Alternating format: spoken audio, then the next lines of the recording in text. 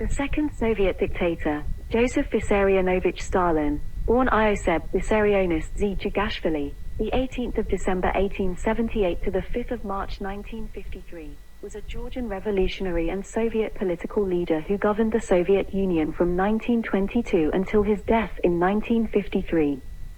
He held power as General Secretary of the Communist Party of the Soviet Union, 1922 to 1952, and Chairman of the Council of Ministers of the Soviet Union, 1941 to 1953. Initially governing the country as part of a collective leadership, he consolidated power to become dictator by the 1930s. Ideologically adhering to the Leninist interpretation of Marxism, he formalized these ideas as Marxism-Leninism, while his own policies are called Stalinism. Born to a poor family in Gori in the Russian Empire, now Georgia, Stalin attended the Tbilisi Spiritual Seminary before eventually joining the Marxist Russian Social Democratic Labour Party. He went on to edit the party's newspaper, Pravda, and raised funds for Vladimir Lenin's Bolshevik faction via robberies, kidnappings and protection rackets. Repeatedly arrested, he underwent several internal exiles. After the Bolsheviks seized power during the October Revolution and created a one-party state under the newly formed Communist Party in 1917, Stalin joined its governing Politburo, serving in the Russian Civil War before overseeing the Soviet Union's establishment in 1922. Stalin assumed leadership over the country following Lenin's death in 1924. Under Stalin, socialism in one country became a central tenet of the party's dogma. As a result of his 5-year plans, the country underwent agricultural collectivization and rapid industrialization, creating a centralized command economy. This led to severe disruptions of food production that contributed to the famine of 1932 to 33. To eradicate accused enemies of the working class, Stalin instituted the Great Purge, in which over 1 million were imprisoned and at least 700,000 executed between 1934 and 1939. By 1937, he had absolute control over the party and government. Stalin promoted Marxism-Leninism abroad through the Communist International and supported European anti-fascist movements during the 1930s, particularly in the Spanish Civil War. In 1939, his regime signed a non-aggression pact with Nazi Germany, resulting in the Soviet invasion of Poland. Germany ended the pact by invading the Soviet Union in 1941. Despite initial setbacks, the Soviet Red Army repelled the German invasion and captured Berlin in 1945, thereby ending World War II in Europe. Amid the war, the Soviets annexed the Baltic states, as well as Bessarabia and North Bukovina from Romania, and then established Soviet-aligned governments throughout Central and Eastern Europe, and in North Korea. He also achieved alignment with the new communist government in China. The Soviet Union and the United States emerged as global superpowers and entered a period of tensions, the Cold War. Stalin presided over the Soviet post-war reconstruction and its development of an atomic bomb in 1949. During these years, the country experienced another major famine and an anti-Semitic campaign that culminated in the Doctors' Plot. After Stalin's death in 1953, he was eventually succeeded by Nikita Khrushchev, who subsequently denounced his rule and initiated the de-Stalinization of Soviet society. Widely considered to be one of the 20th century's most significant figures, Stalin was the subject of a pervasive personality cult within the international Marxist-Leninist movement, which revered him as a champion of the working class and socialism. Since the dissolution of the Soviet Union in 1991, Stalin has retained popularity in Russia and Georgia as a victorious wartime leader who cemented the Soviet Union's status as a leading world power. Conversely, his regime has been described as totalitarian, and has been widely condemned for overseeing mass repression, ethnic cleansing, wide-scale deportation, hundreds of thousands of executions, and famines that killed millions. Stalin was born Ioseb Vissarionovich Zhigashvili in the Georgian town of Gori, then part of the Tiflis Governorate of the Russian Empire and home to a mix of Georgian, Armenian, Russian, and Jewish communities. He was born on the 18th of December 1878 and baptized on the 29th of December. His parents, Vissarion Jagashvili and Ekaterine Jaladze, were ethnically Georgian, and Stalin grew up speaking the Georgian language. He was their only child to survive past infancy and was nicknamed Soso, a diminutive of Ioseb. Vissarion was a shoemaker who was employed in a workshop owned by another man. It was initially a financial success but later fell into decline, and the family found itself living in poverty. Vissarion became an alcoholic and drunkenly beat his wife and son. Ekaterine and Stalin left the home by 1883 and began a wandering life, moving through 9 different rented rooms over the next decade. In 1886, they moved into the house of a family friend, Father Christopher Chakviani. Ekaterine worked as a house cleaner and launderer and was determined to send her son to school. In September 1888, Stalin enrolled at the Gori Church School, a place secured by Chakviani. Although he got into many fights, Stalin excelled academically, displaying talent in painting and drama classes, writing his own poetry, and singing as a choir boy. Stalin faced several severe health problems. An 1884 smallpox infection left him with facial scars, and at age 12 he was seriously injured when he was hit by a phaeton, likely the cause of a lifelong disability in his left arm. In August 1894, Stalin enrolled in the Orthodox Spiritual Seminary in Tiflis, enabled by a scholarship that allowed him to study at a reduced rate. He joined 600 trainee priests who boarded there, and he achieved high grades. He continued writing poetry. 5 of his poems, on themes such as nature, land, and patriotism, were published under the pseudonym of Cicello in Ilya Chavchavadze's newspaper Iveria, Georgia. According to Stalin's biographer Simon Sebag Montefiore, they became minor Georgian classics and were included in various anthologies of Georgian poetry over the coming years. As he grew older, Stalin lost interest in priestly studies, his grades dropped, and he was repeatedly confined to a cell for his rebellious behavior. The seminary's journal noted that he declared himself an atheist, stalked out of prayers and refused to doff his hat to monks. Stalin joined a forbidden book club at the school. He was particularly influenced by Nikolai Chernyshevsky's 1863 pro-revolutionary novel What Is to Be Done. Another influential text was Alexander Kazbeghi's The Patricide, with Stalin adopting the nickname Koba from that of the book's bandit protagonist. He also read Das Kapital, the 1867 book by German sociological theorist Karl Marx. Stalin devoted himself to Marx's socio-political theory, Marxism, which was then on the rise in Georgia, one of various forms of socialism opposed to the empire's governing Tsarist authorities. At night, he attended secret workers' meetings and was introduced to Silibistro Silva Jablades, the Marxist founder of Mezemdesi, Third Group, a Georgian socialist group. Stalin left the seminary in April 1899 and never returned. In October 1899, Stalin began work as a meteorologist at the Tiflis Observatory. He attracted a group of supporters through his classes in socialist theory and co-organized a secret workers' mass meeting for May Day 1900, at which he successfully encouraged many of the men to take strike action. By this point, the empire's secret police, the Okhrana, were aware of Stalin's activities in Tiflis revolutionary milieu. They attempted to arrest him in March 1901, but he escaped and went into hiding, living off the donations of friends and sympathizers. Remaining underground, he helped plan a demonstration for May Day 1901, in which 3,000 marchers clashed with the authorities. He continued to evade arrest by using aliases and sleeping in different apartments. In November 1901, he was elected to the Tiflis Committee of the Russian Social Democratic Labour Party, RSDLP, a Marxist party founded in 1898. That month, Stalin traveled to the port city of Batumi. His militant rhetoric proved divisive among the city's Marxists, some of whom suspected that he might be an agent provocateur working for the government. He found employment at the Rothschild refinery storehouse, where he co-organized 2 workers' strikes.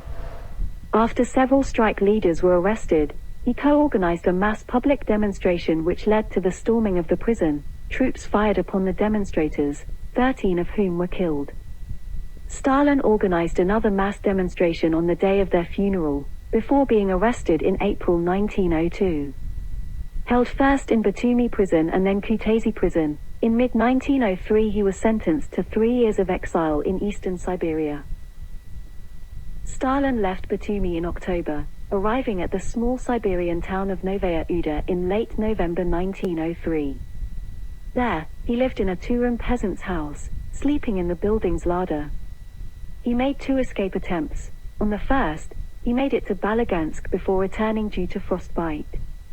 His second attempt, in January 1904, was successful and he made it to Tiflis. There, he co-edited a Georgian Marxist newspaper, Proletariatis Berdzola, Proletarian Struggle, with Philip Makaradze. He called for the Georgian Marxist movement to split from its Russian counterpart, resulting in several RSDLP members accusing him of holding views contrary to the ethos of Marxist internationalism and calling for his expulsion from the party. He soon recanted his opinions. During his exile, the RSDLP had split between Vladimir Lenin's Bolsheviks and Julius Martov's Mensheviks.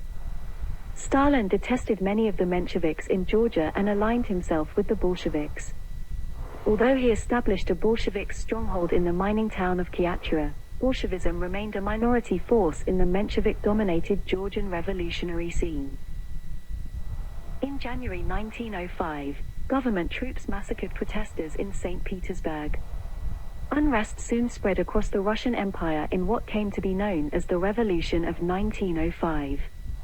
Georgia was particularly affected. Stalin was in Baku in February when ethnic violence broke out between Armenians and Azeris. At least 2,000 were killed. He publicly lambasted the pogroms against Jews and Armenians as being part of Tsar Nicholas II's attempts to buttress his despicable throne. Stalin formed a Bolshevik battle squad which he used to try to keep Baku's warring ethnic factions apart. He also used the unrest as a cover for stealing printing equipment. Amid the growing violence throughout Georgia, he formed further battle squads, with the Mensheviks doing the same.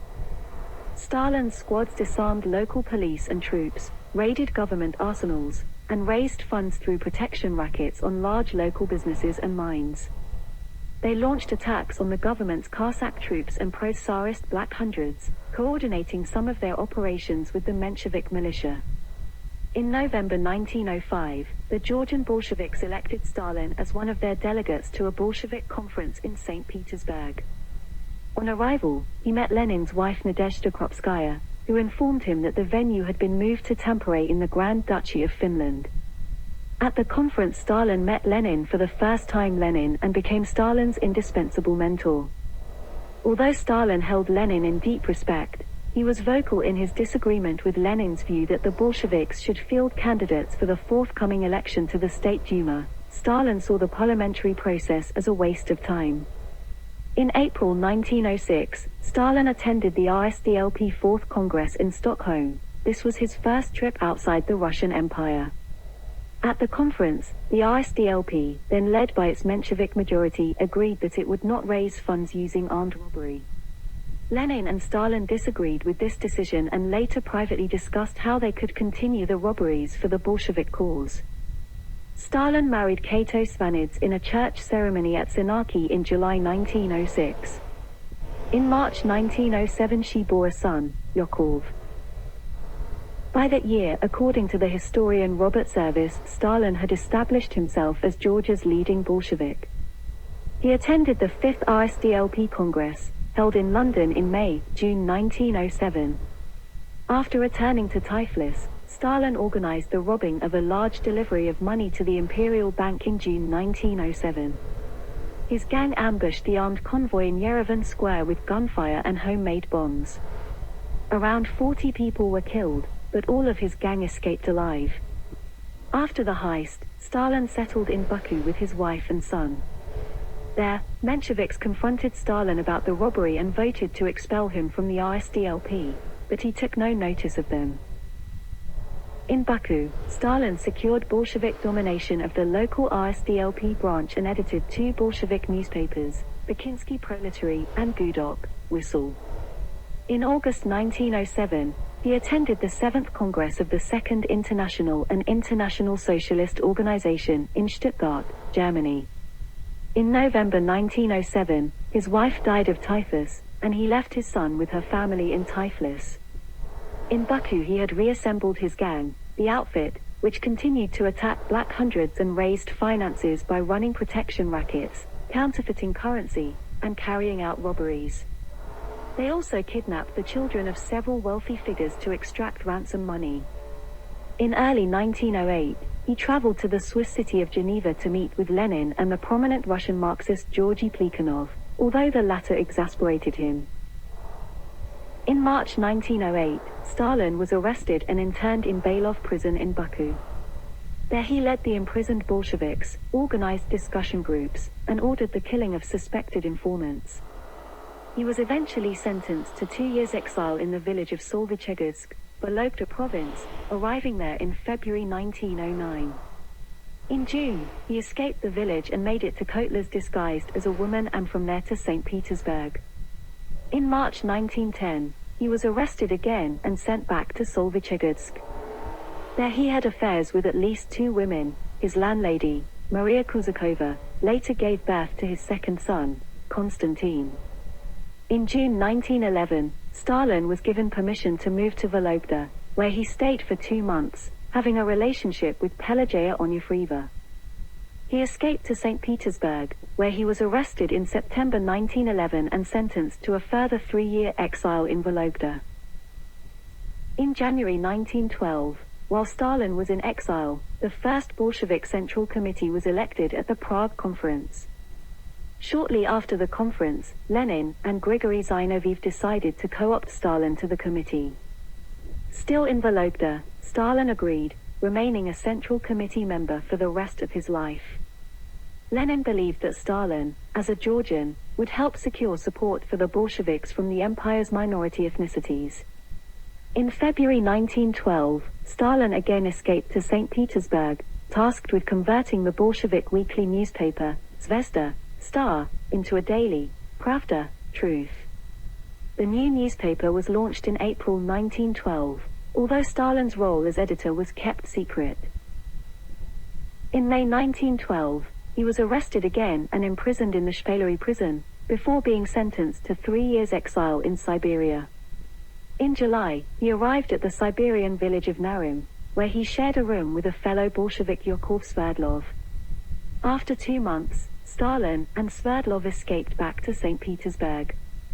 During a brief period back in Tiflis, Stalin and the outfit planned the ambush of a mail coach, during which most of the group, although not Stalin, were apprehended by the authorities. Stalin returned to St. Petersburg, where he continued editing and writing articles for Pravda. After the October 1912 Duma elections, where 6 Bolsheviks and 6 Mensheviks were elected, Stalin wrote articles calling for reconciliation between the 2 Marxist factions, for which Lenin criticized him. In late 1912, Stalin twice crossed into the Austro-Hungarian Empire to visit Lenin in Krakow, eventually bowing to Lenin's opposition to reunification with the Mensheviks.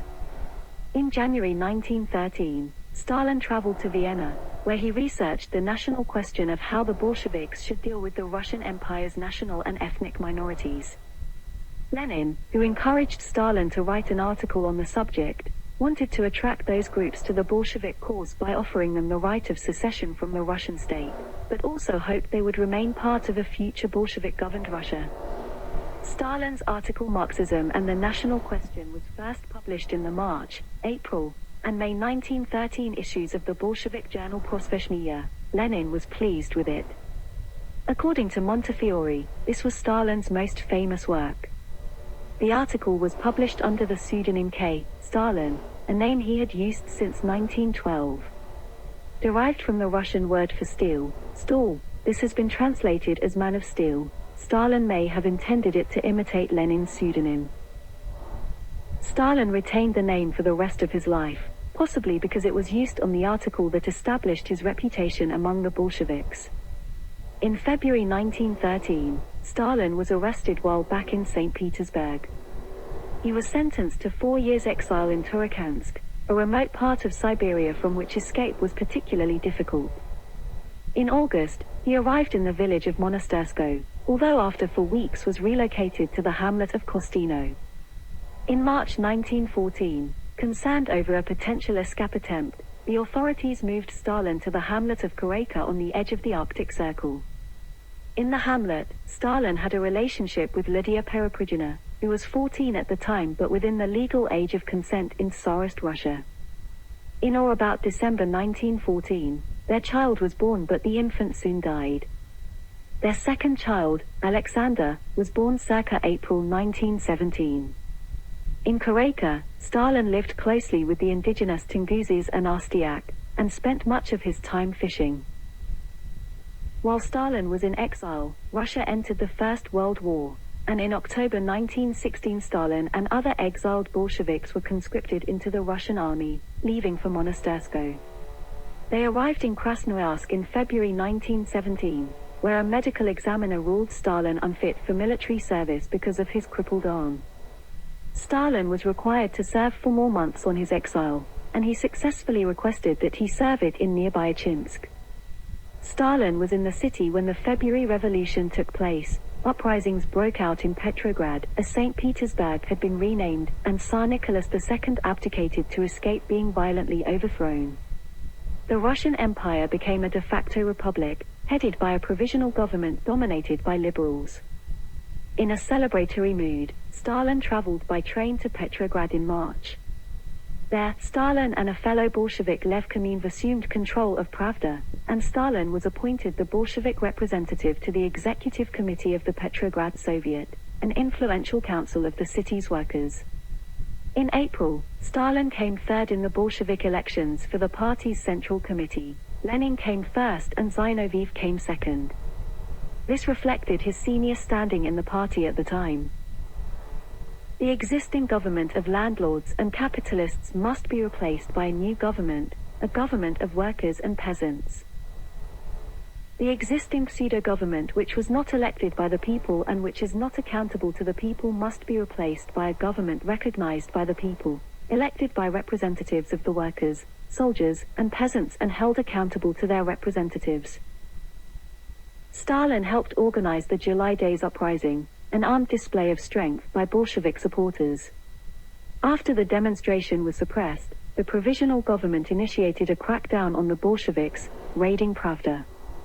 During this raid, Stalin smuggled Lenin out of the newspaper's office and took charge of the Bolshevik leader's safety, moving him between Petrograd's safe houses before smuggling him to Roslav. In Lenin's absence, Stalin continued editing Pravda and served as acting leader of the Bolsheviks, overseeing the party's 6th Congress, which was held covertly. Lenin began calling for the Bolsheviks to seize power by toppling the provisional government in a coup d'état. Stalin and a fellow senior Bolshevik Leon Trotsky both endorsed Lenin's plan of action, but it was initially opposed by Kamenev and other party members. Lenin returned to Petrograd and secured a majority in favor of a coup at a meeting of the Central Committee on the 10th of October. On the 24th of October, police raided the Bolshevik newspaper offices, smashing machinery and presses. Stalin salvaged some of this equipment to continue his activities. In the early hours of the 25th of October, Stalin joined Lenin in a Central Committee meeting in the Smolny Institute, from where the Bolshevik coup, the October Revolution, was directed. Bolshevik militia seized Petrograd's electric power station, main post office, state bank, telephone exchange, and several bridges.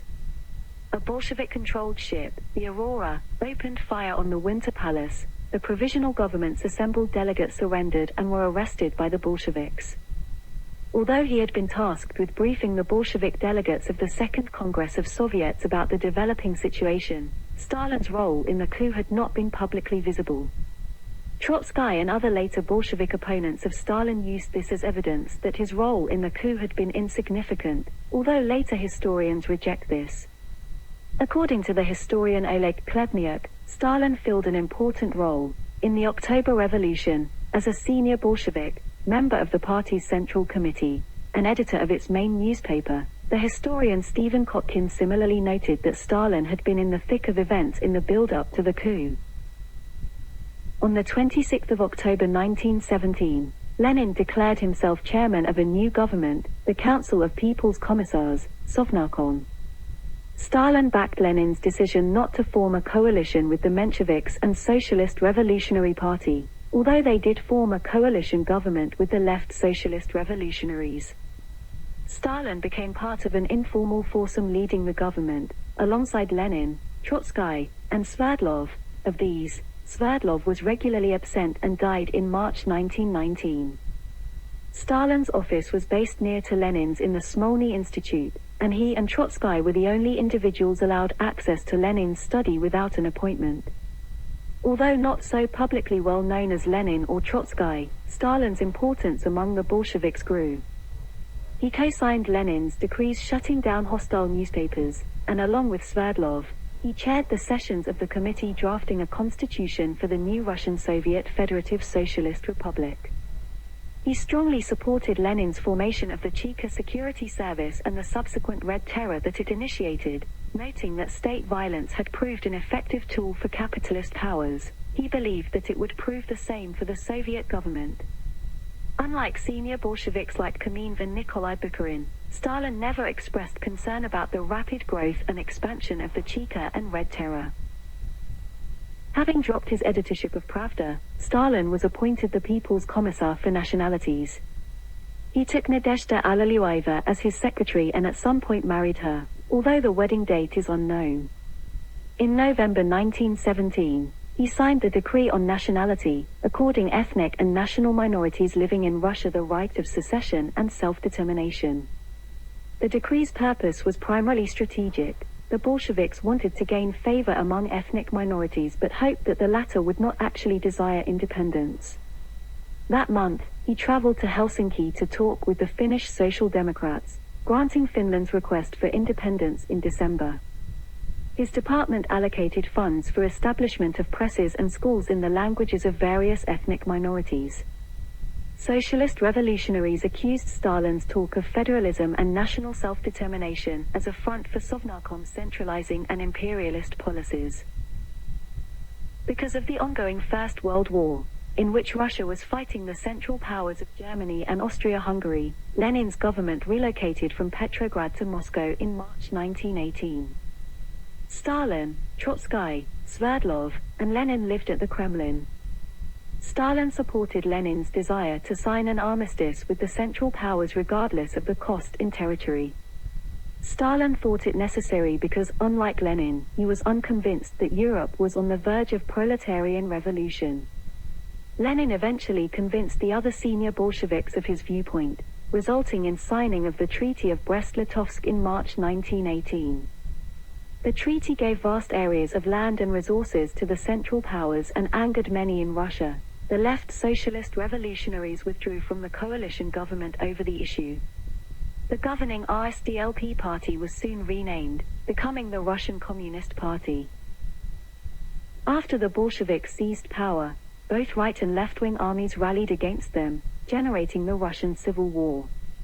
To secure access to the dwindling food supply, in May 1918 Sovnarkom sent Stalin to Tsaritsyn to take charge of food procurement in southern Russia. Eager to prove himself as a commander, once there he took control of regional military operations. He befriended two military figures, Kliment Voroshilov and Semyon Budyonny, who would form the nucleus of his military and political support base. Believing that victory was assured by numerical superiority, he sent large numbers of Red Army troops into battle against the region's anti-Bolshevik White Armies, resulting in heavy losses. Lenin was concerned by this costly tactic. In Tsaritsyn, Stalin commanded the local Cheka branch to execute suspected counter-revolutionaries, sometimes without trial and, in contravention of government orders, purged the military and food collection agencies of middle-class specialists, some of whom he also executed. His use of state violence and terror was at a greater scale than most Bolshevik leaders approved of. For instance, he ordered several villages to be torched to ensure compliance with his food procurement program.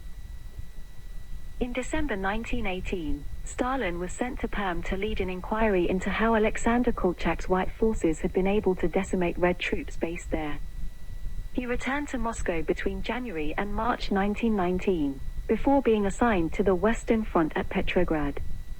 When the Red 3rd Regiment defected, he ordered the public execution of captured defectors.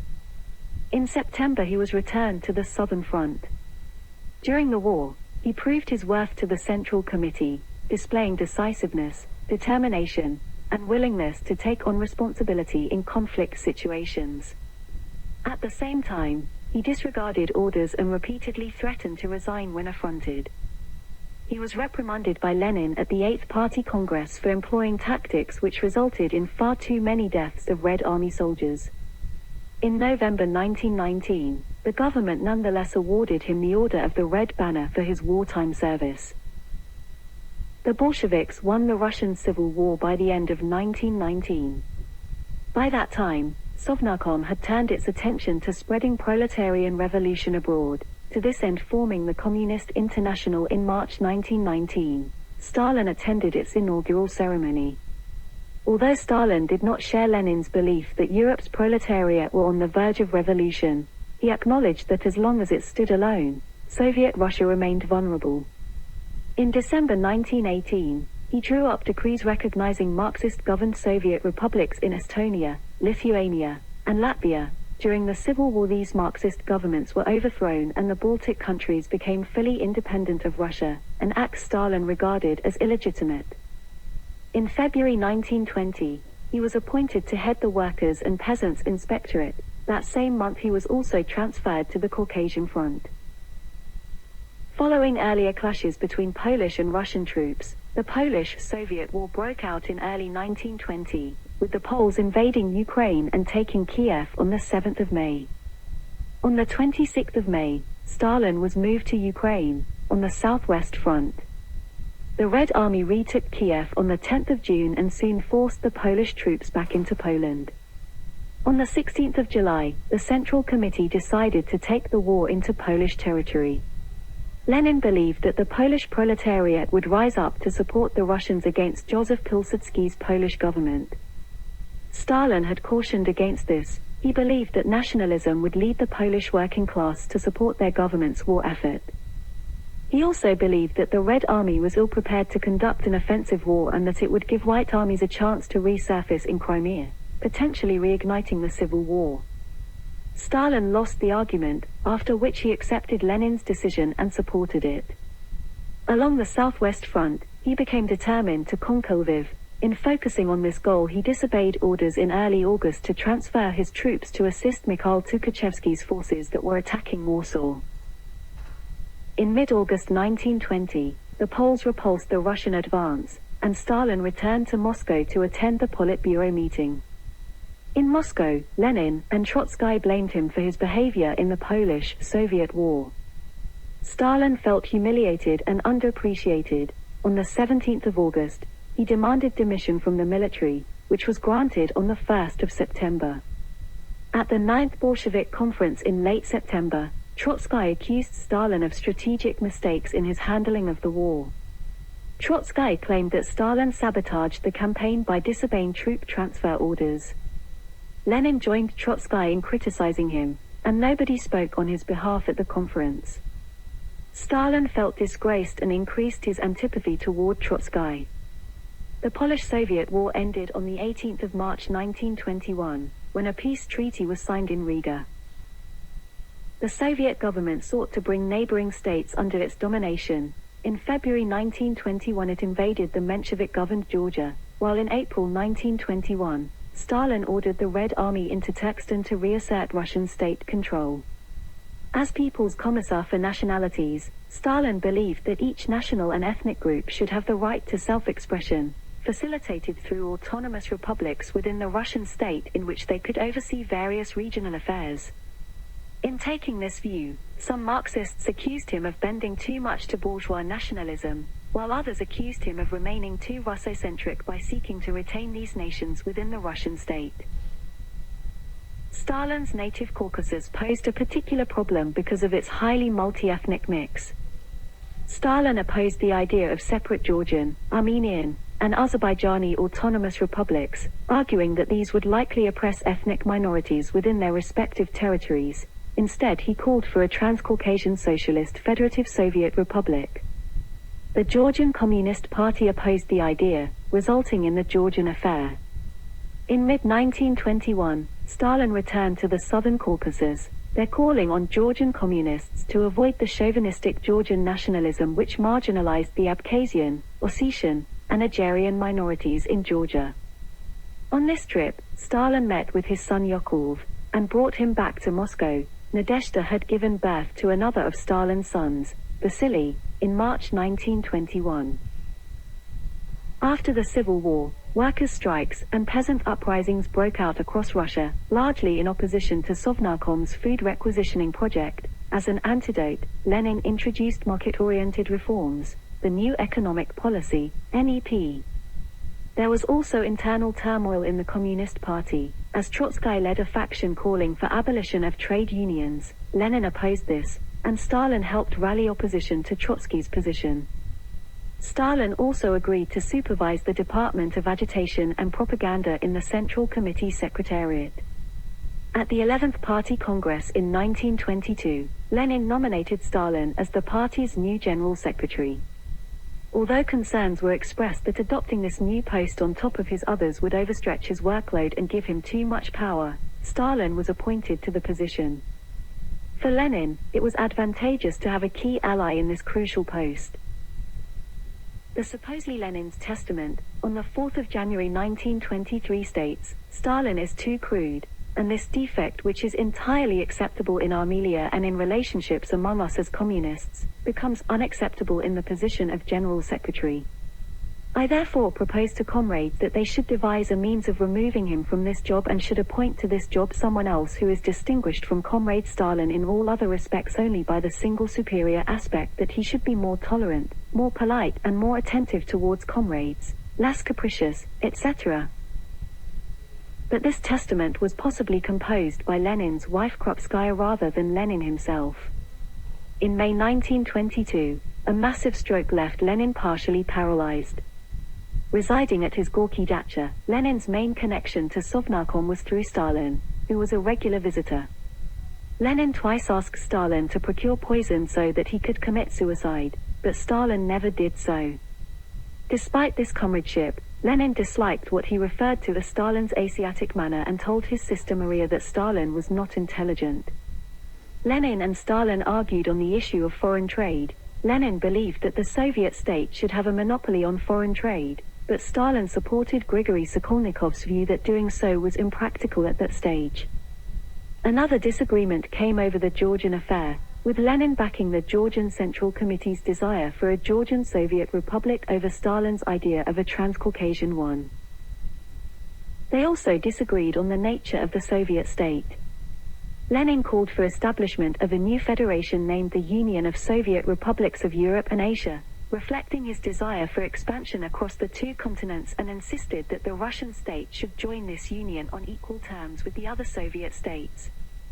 Stalin believed this would encourage independence sentiment among non-Russians, instead arguing that ethnic minorities would be content as autonomous republics within the Russian Soviet Federative Socialist Republic. Lenin accused Stalin of Great Russian chauvinism. Stalin accused Lenin of national liberalism. A compromise was reached, in which the federation would be renamed the Union of Soviet Socialist Republics, USSR. The USSR's formation was ratified in December 1922. Although officially a federal system, all major decisions were taken by the governing Politburo of the Communist Party of the Soviet Union in Moscow. Their differences also became personal. Lenin was particularly angered when Stalin was rude to his wife Krupskaya during a telephone conversation. In the final years of his life, Krupskaya provided governing figures with Lenin's testament, a series of increasingly disparaging notes about Stalin. These criticized Stalin's rude manners and excessive power, suggesting that Stalin should be removed from the position of General Secretary. Some historians have questioned whether Lenin ever produced these, suggesting instead that they may have been written by Krupskaya, who had personal differences with Stalin. Stalin, however, never publicly voiced concerns about their authenticity. Lenin died in January 1924. Stalin took charge of the funeral and was one of its pallbearers. Against the wishes of Lenin's widow, the Politburo embalmed his corpse and placed it within a mausoleum in Moscow's Red Square. It was incorporated into a growing personality cult devoted to Lenin, with Petrograd being renamed Leningrad that year. To bolster his image as a devoted Leninist, Stalin gave 9 lectures at Sverdlov University on the foundations of Leninism, later published in book form. During the 13th Party Congress in May 1924, Lenin's testament was read only to the leaders of the provincial delegations. Embarrassed by its contents, Stalin offered his resignation as General Secretary. This act of humility saved him and he was retained in the position. As General Secretary, Stalin had a free hand in making appointments to his own staff, implanting his loyalists throughout the party and administration. Favoring new Communist Party members, many from worker and peasant backgrounds, to the old Bolsheviks who tended to be university educated, he ensured he had loyalists dispersed across the country's regions. Stalin had much contact with young party functionaries, and the desire for promotion led many provincial figures to seek to impress Stalin and gain his favor. Stalin also developed close relations with the trio at the heart of the secret police, first the Cheka and then its replacement, the State Political Directorate Felix Dzerzhinsky, Henryk Yagoda, and Vyacheslav Menzinsky.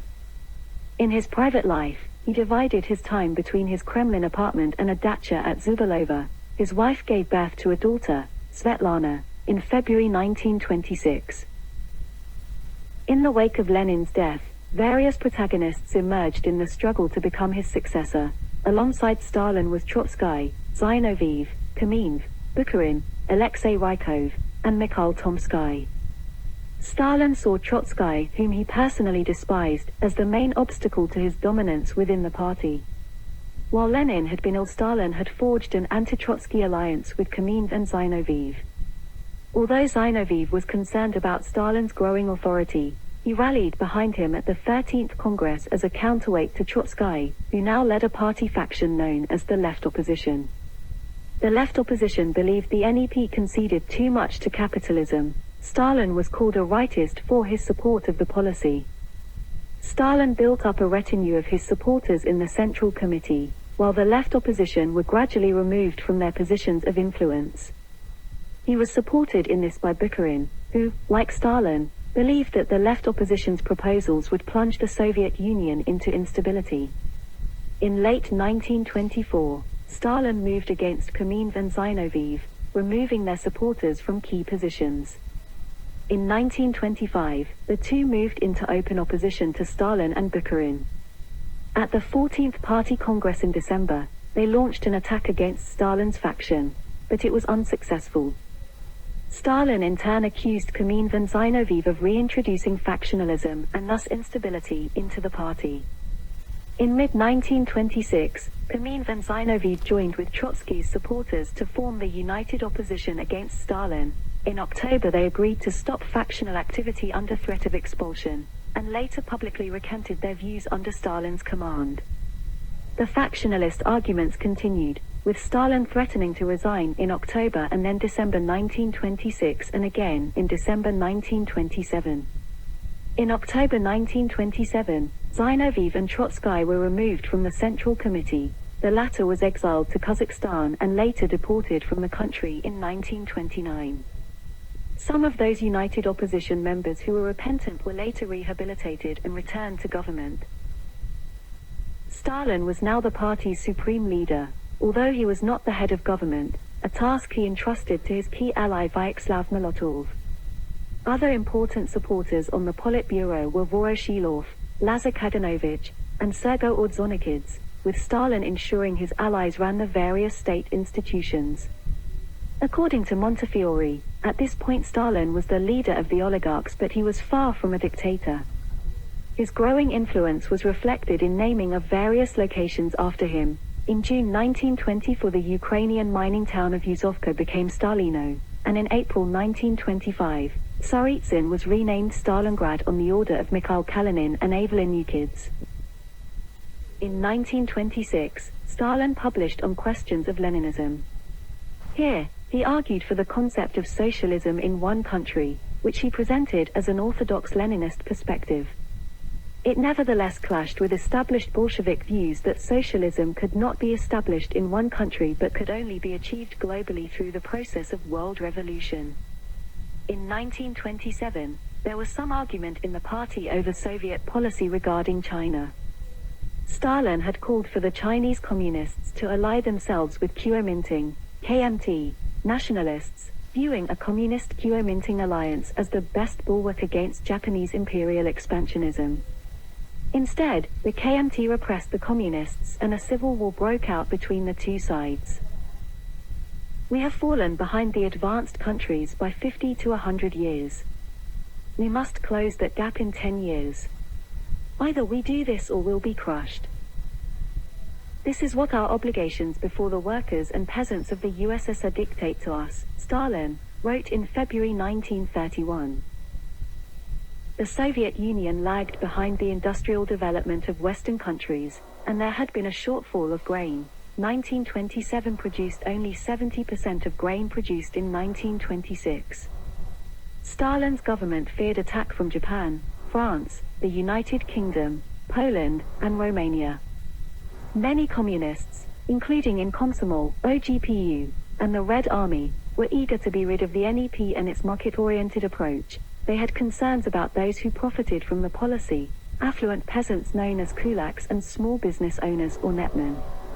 At this point, Stalin turned against the NEP, which put him on a course to the left even of Trotsky or Zinoviev. In early 1928 Stalin traveled to Novosibirsk, where he alleged that kulaks were hoarding their grain and ordered that the kulaks be arrested and their grain confiscated, with Stalin bringing much of the area's grain back to Moscow with him in February. At his command, grain procurement squads surfaced across western Siberia and the Urals, with violence breaking out between these squads and the peasantry. Stalin announced that both kulaks and the middle peasants must be coerced into releasing their harvest. Bukharin and several other Central Committee members were angry that they had not been consulted about this measure, which they deemed rash.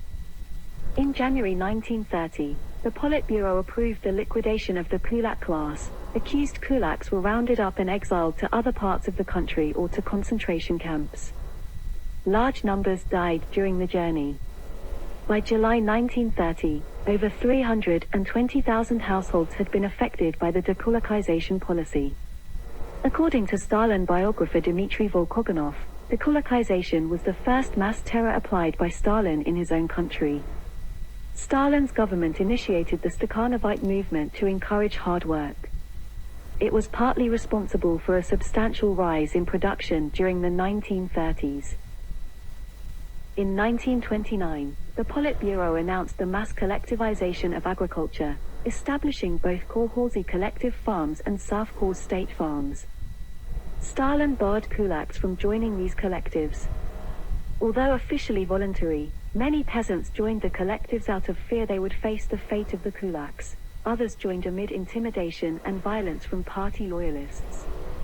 By 1932, about 62% of households involved in agriculture were part of collectives, and by 1936 this had risen to 90%.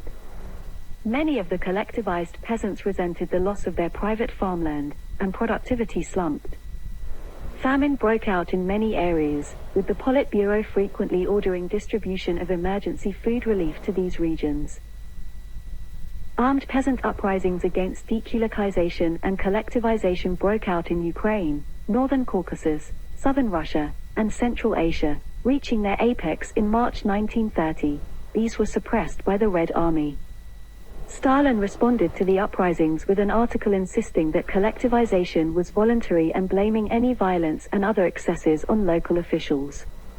Although he and Stalin had been close for many years, Bukharin expressed concerns about these policies. He regarded them as a return to Lenin's old war communism policy and believed that it would fail.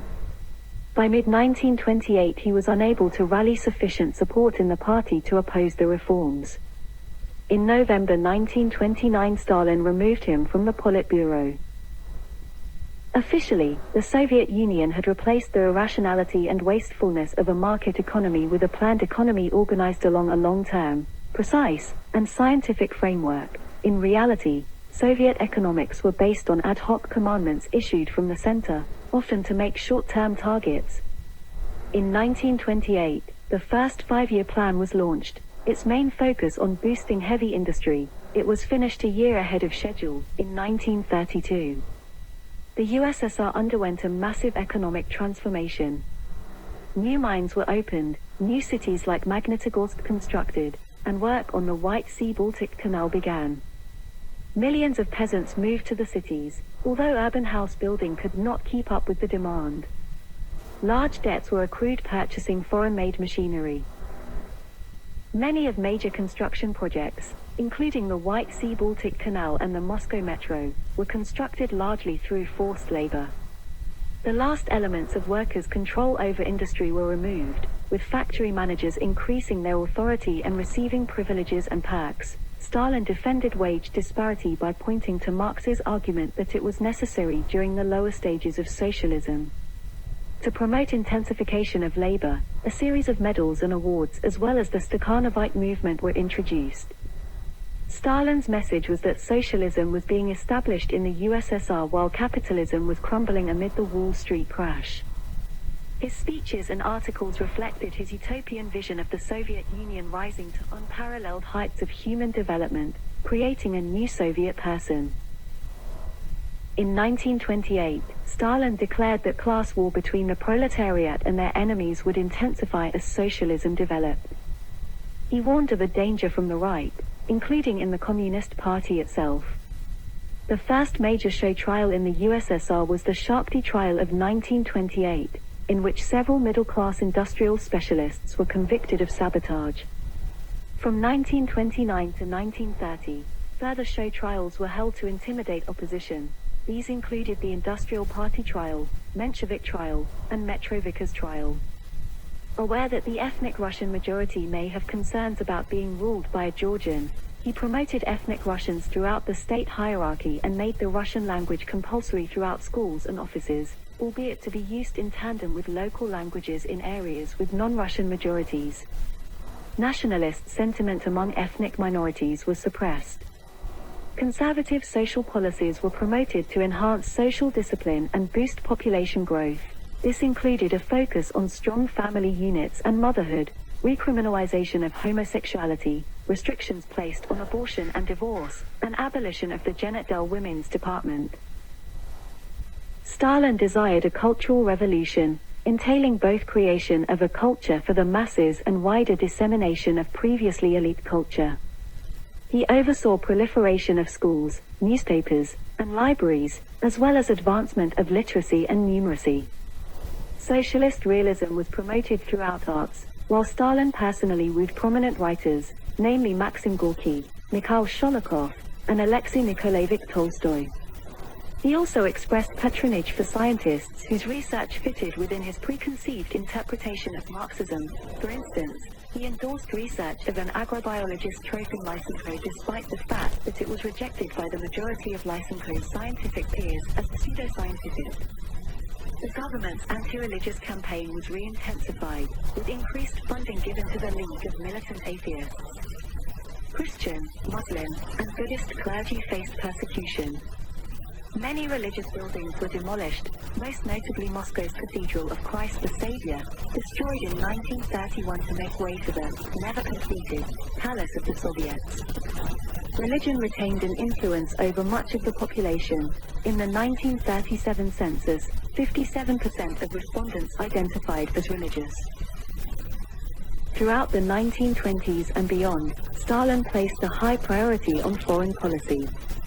He personally met with a range of Western visitors, including George Bernard Shaw and H.G. Wells, both of whom were impressed with him. Through the Communist International, Stalin's government exerted a strong influence over Marxist parties elsewhere in the world. Initially, Stalin left the running of the organization largely to Bukharin.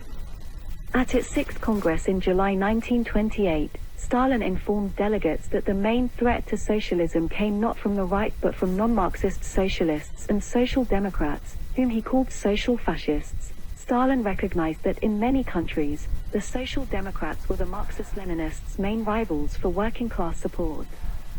This preoccupation with opposing rival leftists concerned Bukharin, who regarded the growth of fascism and the far right across Europe as a far greater threat. After Bukharin's departure, Stalin placed the Communist International under the administration of Dmitry Manilsky and Osip Pyatnitsky. Stalin faced problems in his family life. In 1929, his son Yakov unsuccessfully attempted suicide. His failure earned Stalin's contempt. His relationship with Nadezhda was also strained amid their arguments and her mental health problems. In November 1932, after a group dinner in the Kremlin in which Stalin flirted with other women, Nadezhda shot herself. Publicly, the cause of death was given as appendicitis. Stalin also concealed the real cause of death from his children. Stalin's friends noted that he underwent a significant change following her suicide, becoming emotionally harder. Within the Soviet Union, there was widespread civic disgruntlement against Stalin's government. Social unrest, previously restricted largely to the countryside, was increasingly evident in urban areas, prompting Stalin to ease on some of his economic policies in 1932. In May 1932, he introduced a system of kolkhoz markets where peasants could trade their surplus produce. At the same time, penal sanctions became more severe. At Stalin's instigation, in August 1932 a decree was introduced wherein the theft of even a handful of grain could be a capital offense. The second five-year plan had its production quotas reduced from that of the first, with the main emphasis now being on improving living conditions. It therefore emphasized the expansion of housing space and the production of consumer goods. Like its predecessor, this plan was repeatedly amended to meet changing situations. There was, for instance, an increasing emphasis placed on armament production after Adolf Hitler became German Chancellor in 1933.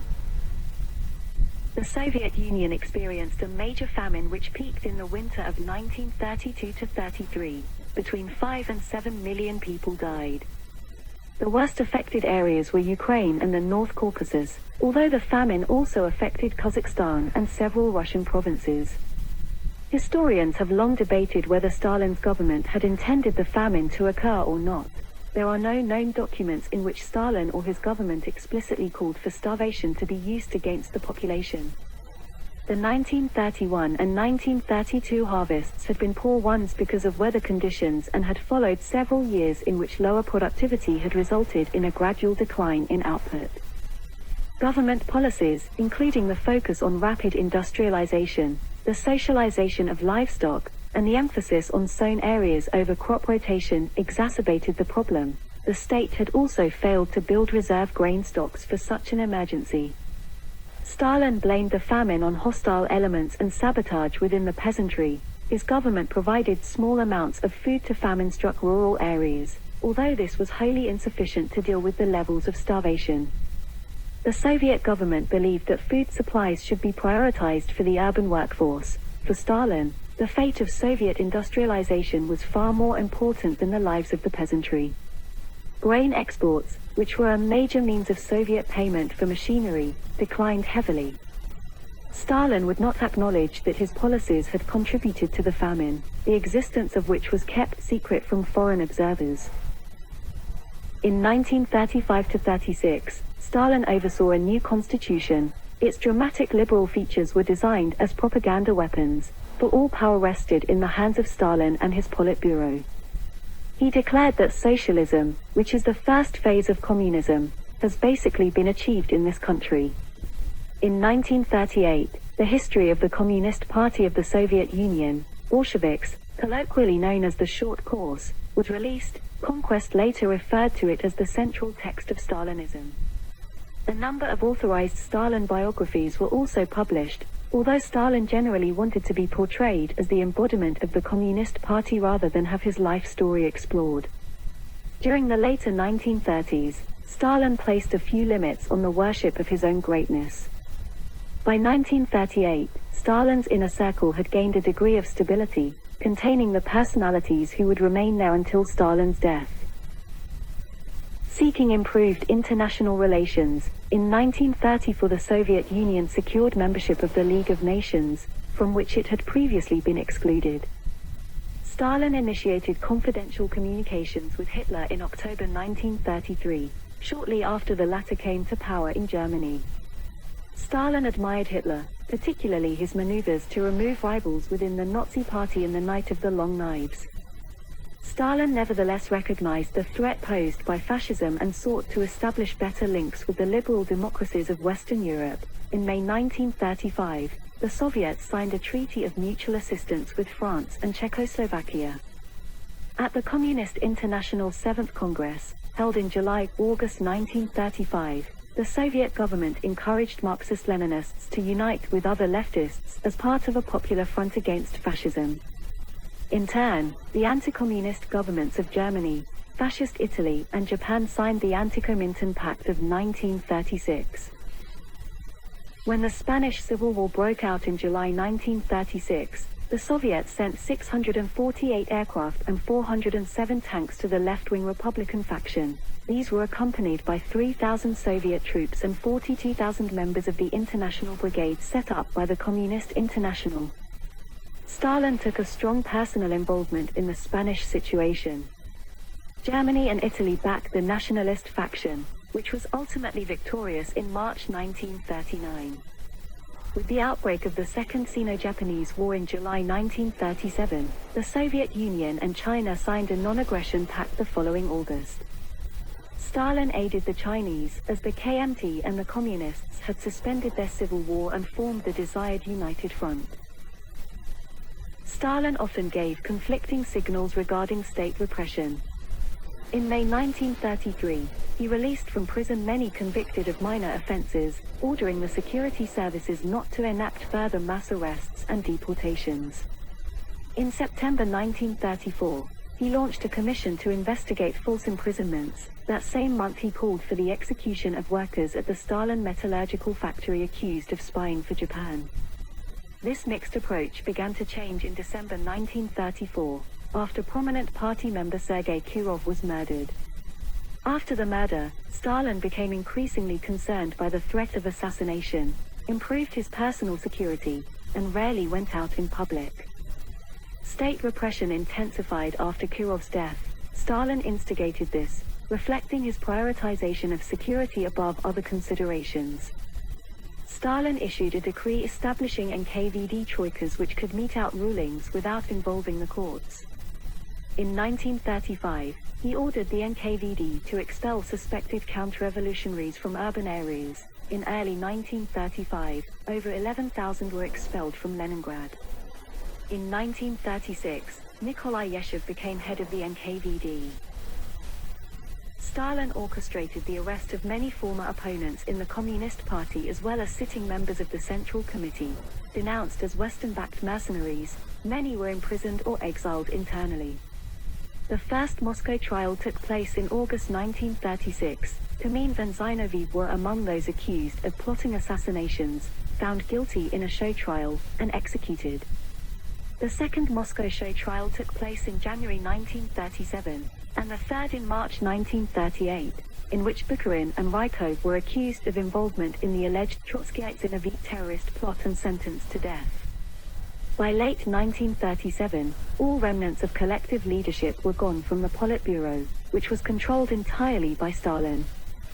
There were mass expulsions from the party, with Stalin commanding foreign communist parties to also purge anti-Stalinist elements.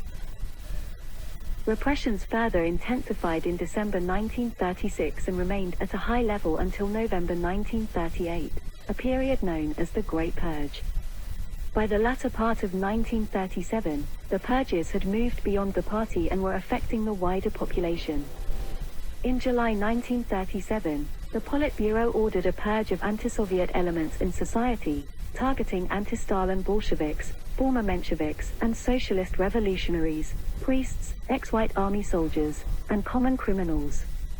That month, Stalin and Yeshev signed Order No. 00447, listing 268,950 people for arrest, of whom 75,950 were executed. He also initiated national operations, the ethnic cleansing of non-Soviet ethnic groups, among them Poles, Germans, Latvians, Finns, Greeks, Koreans, and Chinese, through internal or external exile. During these years, approximately 1.6 million people were arrested, 700,000 were shot, and an unknown number died under NKVD torture. During the 1930s and 1940s, NKVD groups assassinated defectors and opponents abroad. In August 1940, Trotsky was assassinated in Mexico, eliminating the last of Stalin's opponents among the former party leadership. In May, this was followed by the arrest of most members of the military supreme command and mass arrests throughout the military, often on fabricated charges. These purges replaced most of the party's old guard with younger officials who did not remember a time before Stalin's leadership and who were regarded as more personally loyal to him. Party functionaries readily carried out their commands and sought to ingratiate themselves with Stalin to avoid becoming the victim of the purge. Such functionaries often carried out a greater number of arrests and executions than their quotas set by Stalin's central government. Stalin initiated all key decisions during the terror, personally directing many of its operations and taking an interest in their implementation. His motives in doing so have been much debated by historians. His personal writings from the period were, according to Klebniak, unusually convoluted and incoherent, filled with claims about enemies encircling him. He was particularly concerned at the success that right-wing forces had in overthrowing the leftist Spanish government, fearing a domestic fifth column in the event of future war with Japan and Germany. The Great Terror ended when Yeshev was removed as the head of the NKVD, to be replaced by Lavrenti Beria, a man totally devoted to Stalin. Yeshev was arrested in April 1939 and executed in 1940. The terror damaged the Soviet Union's reputation abroad, particularly among sympathetic leftists. As it wound down, Stalin sought to deflect responsibility from himself, blaming its excesses and violations of law on Yeshev.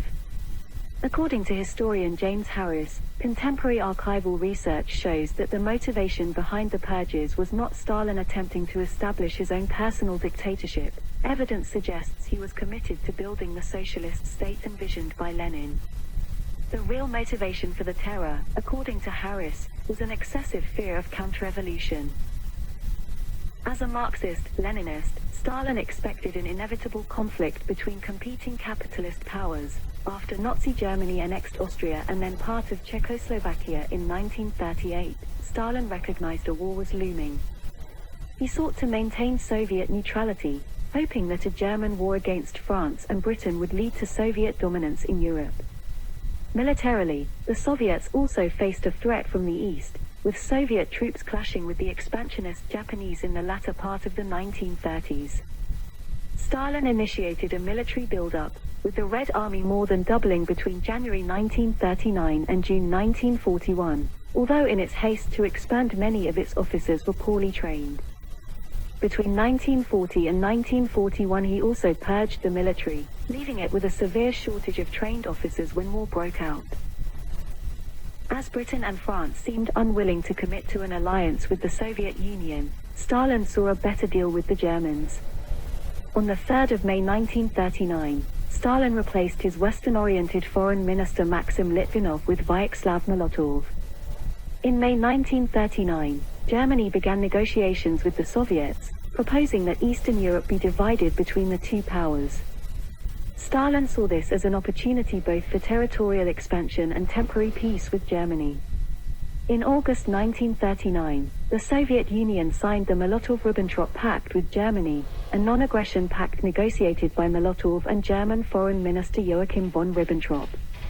A week later, Germany invaded Poland, sparking the UK and France to declare war on Germany.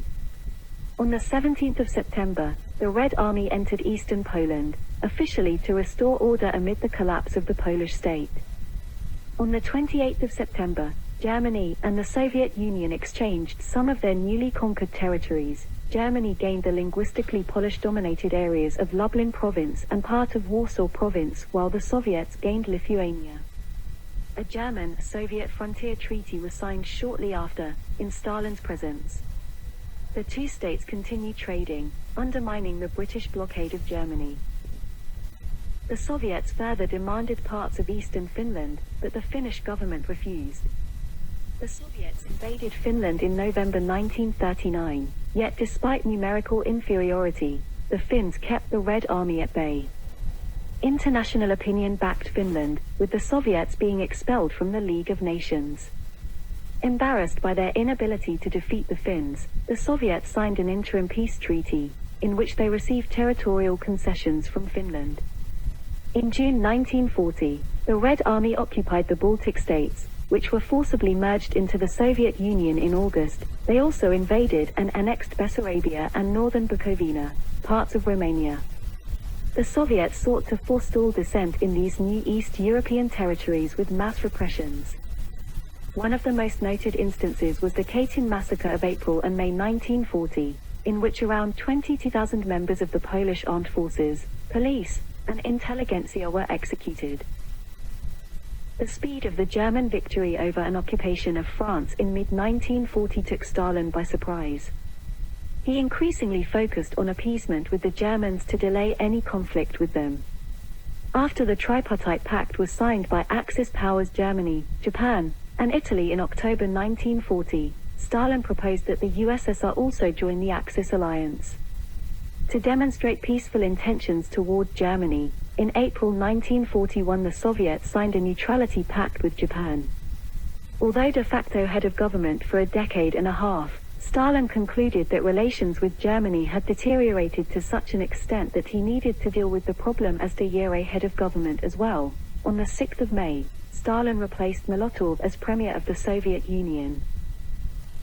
In June 1941, Germany invaded the Soviet Union, initiating the war on the Eastern Front. Despite intelligence agencies repeatedly warning him of Germany's intentions, Stalin was taken by surprise. He formed a State Defense Committee, which he headed as Supreme Commander, as well as a Military Supreme Command, Stavka, with Georgy Zhukov as its Chief of Staff. The German tactic of blitzkrieg was initially highly effective. The Soviet air force in the western borderlands was destroyed within 2 days. The German Wehrmacht pushed deep into Soviet territory. Soon, Ukraine, Byelorussia, and the Baltic states were under German occupation, and Leningrad was under siege, and Soviet refugees were flooding into Moscow and surrounding cities. By July, Germany's Luftwaffe was bombing Moscow, and by October the Wehrmacht was amassing for a full assault on the capital. Plans were made for the Soviet government to evacuate to Kuibyshev, although Stalin decided to remain in Moscow, believing his flight would damage troop morale. The German advance on Moscow was halted after 2 months of battle in increasingly harsh weather conditions. Going against the advice of Zhukov and other generals, Stalin emphasized attack over defense. In June 1941, he ordered a scorched earth policy of destroying infrastructure and food supplies before the Germans could seize them, also commanding the NKVD to kill around 100,000 political prisoners in areas the Wehrmacht approached. He purged the military command. Several high-ranking figures were demoted or reassigned and others were arrested and executed. With Order Number 270, Stalin commanded soldiers risking capture to fight to the death, describing the captured as traitors. Among those taken as a prisoner of war by the Germans was Stalin's son Yakov, who died in their custody. Stalin issued Order Number 227 in July 1942, which directed that those retreating unauthorized would be placed in penal battalions used as cannon fodder on the front lines. Amid the fighting, both the German and Soviet armies disregarded the law of war set forth in the Geneva Conventions. The Soviets heavily publicized Nazi massacres of communists, Jews, and Romani. Stalin exploited Nazi antisemitism, and in April 1942 he sponsored the Jewish Anti-Fascist Committee, JAC, to garner Jewish and foreign support for the Soviet war effort. The Soviets allied with the United Kingdom and United States. Although the US joined the war against Germany in 1941, little direct American assistance reached the Soviets until late 1942. Responding to the invasion, the Soviets intensified their industrial enterprises in central Russia, focusing almost entirely on production for the military. They achieved high levels of industrial productivity, outstripping that of Germany. During the war, Stalin was more tolerant of the Russian Orthodox Church, allowing it to resume some of its activities and meeting with Patriarch Sergius in September 1943. He also permitted a wider range of cultural expression, notably permitting formerly suppressed writers and artists like Anna Akhmatova and Dmitry Shostakovich to disperse their work more widely. The International was dropped as the country's national anthem, to be replaced with a more patriotic song. The government increasingly promoted pan-slavist sentiment, while encouraging increased criticism of cosmopolitanism, particularly the idea of rootless cosmopolitanism, an approach with particular repercussions for Soviet Jews. Comintern was dissolved in 1943, and Stalin encouraged foreign Marxist-Leninist parties to emphasize nationalism over internationalism to broaden their domestic appeal. In April 1942, Stalin overrode Stavka by ordering the Soviets' first serious counterattack, an attempt to seize German-held Kharkov in eastern Ukraine. This attack proved unsuccessful. That year, Hitler shifted his primary goal from an overall victory on the Eastern Front to the goal of securing the oil fields in the southern Soviet Union, crucial to a long-term German war effort. While Red Army generals saw evidence that Hitler would shift effort south, Stalin considered this to be a flanking move in a renewed effort to take Moscow. In June 1942, the German army began a major offensive in southern Russia, threatening Stalingrad. Stalin ordered the Red Army to hold the city at all costs. This resulted in the protracted Battle of Stalingrad. In December 1942, he placed Konstantin Rokossovsky in charge of holding the city. In February 1943, the German troops attacking Stalingrad surrendered. The Soviet victory there marked a major turning point in the war. In commemoration, Stalin declared himself Marshal of the Soviet Union. By November 1942, the Soviets had begun to repulse the important German strategic southern campaign, and, although there were 2.5 million Soviet casualties in that effort, it permitted the Soviets to take the offensive for most of the rest of the war on the Eastern Front. Germany attempted an encirclement attack at Kursk, which was successfully repulsed by the Soviets. By the end of 1943, the Soviets occupied half of the territory taken by the Germans from 1941 to 1942. Soviet military-industrial output also had increased substantially from late 1941 to early 1943, after Stalin had moved factories well to the east of the front, safe from German invasion and aerial assault. In Allied countries, Stalin was increasingly depicted in a positive light over the course of the war. In 1941, the London Philharmonic Orchestra performed a concert to celebrate his birthday, and in 1942, Time magazine named him Man of the Year. When Stalin learned that people in Western countries affectionately called him Uncle Joe, he was initially offended, regarding it as undignified.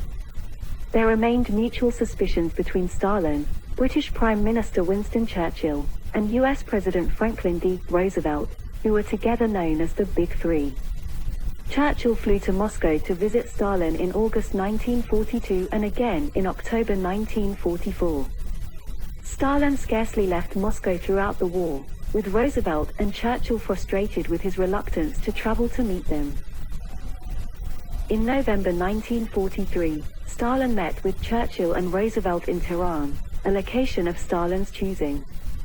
There, Stalin and Roosevelt got on well, with both desiring the post-war dismantling of the British Empire. At Tehran, the trio agreed that to prevent Germany rising to military prowess yet again, the German state should be broken up. Roosevelt and Churchill also agreed to Stalin's demand that the German city of Königsberg be declared Soviet territory. Stalin was impatient for the UK and US to open up a Western front to take the pressure off of the East. They eventually did so in mid-1944. Stalin insisted that, after the war, the Soviet Union should incorporate the portions of Poland it occupied pursuant to the Molotov-Ribbentrop Pact with Germany, which Churchill opposed.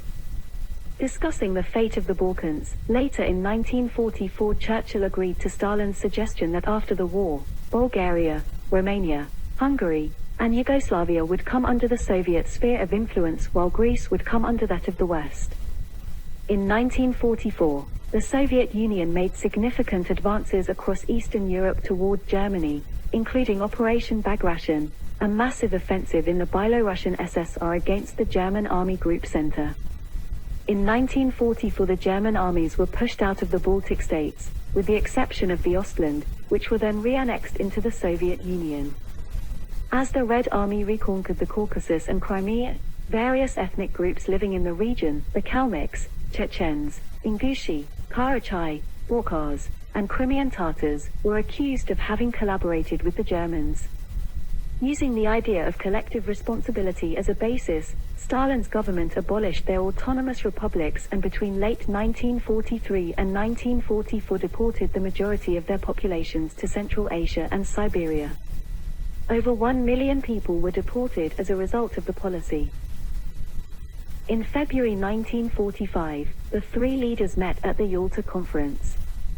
Roosevelt and Churchill conceded to Stalin's demand that Germany pay the Soviet Union $20 billion in reparations, and that his country be permitted to annex Sakhalin and the Kuril Islands in exchange for entering the war against Japan.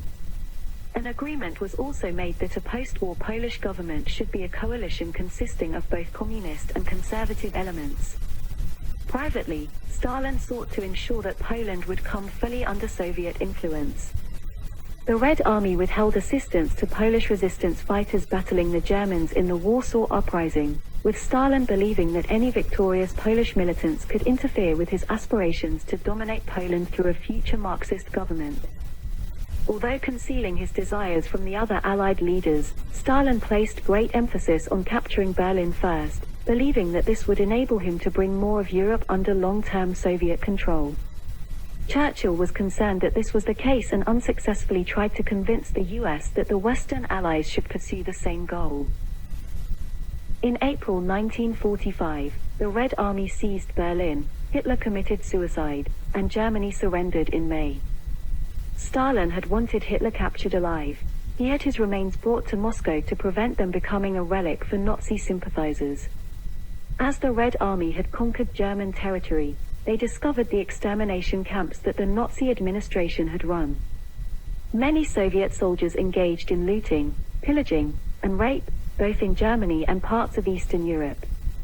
Stalin refused to punish the offenders. After receiving a complaint about this from Yugoslav communist Milo Vangelis, Stalin asked how after experiencing the traumas of war a soldier could react normally. And what is so awful in his having fun with a woman, after such horrors? With Germany defeated, Stalin switched focus to the war with Japan, transferring 500,000 troops to the Far East. Stalin was pressed by his allies to enter the war and wanted to cement the Soviet Union's strategic position in Asia. On the 8th of August, in between the US atomic bombings of Hiroshima and Nagasaki, the Soviet army invaded Japanese-occupied Manchuria and defeated the Kwantung Army. These events led to the Japanese surrender and the war's end.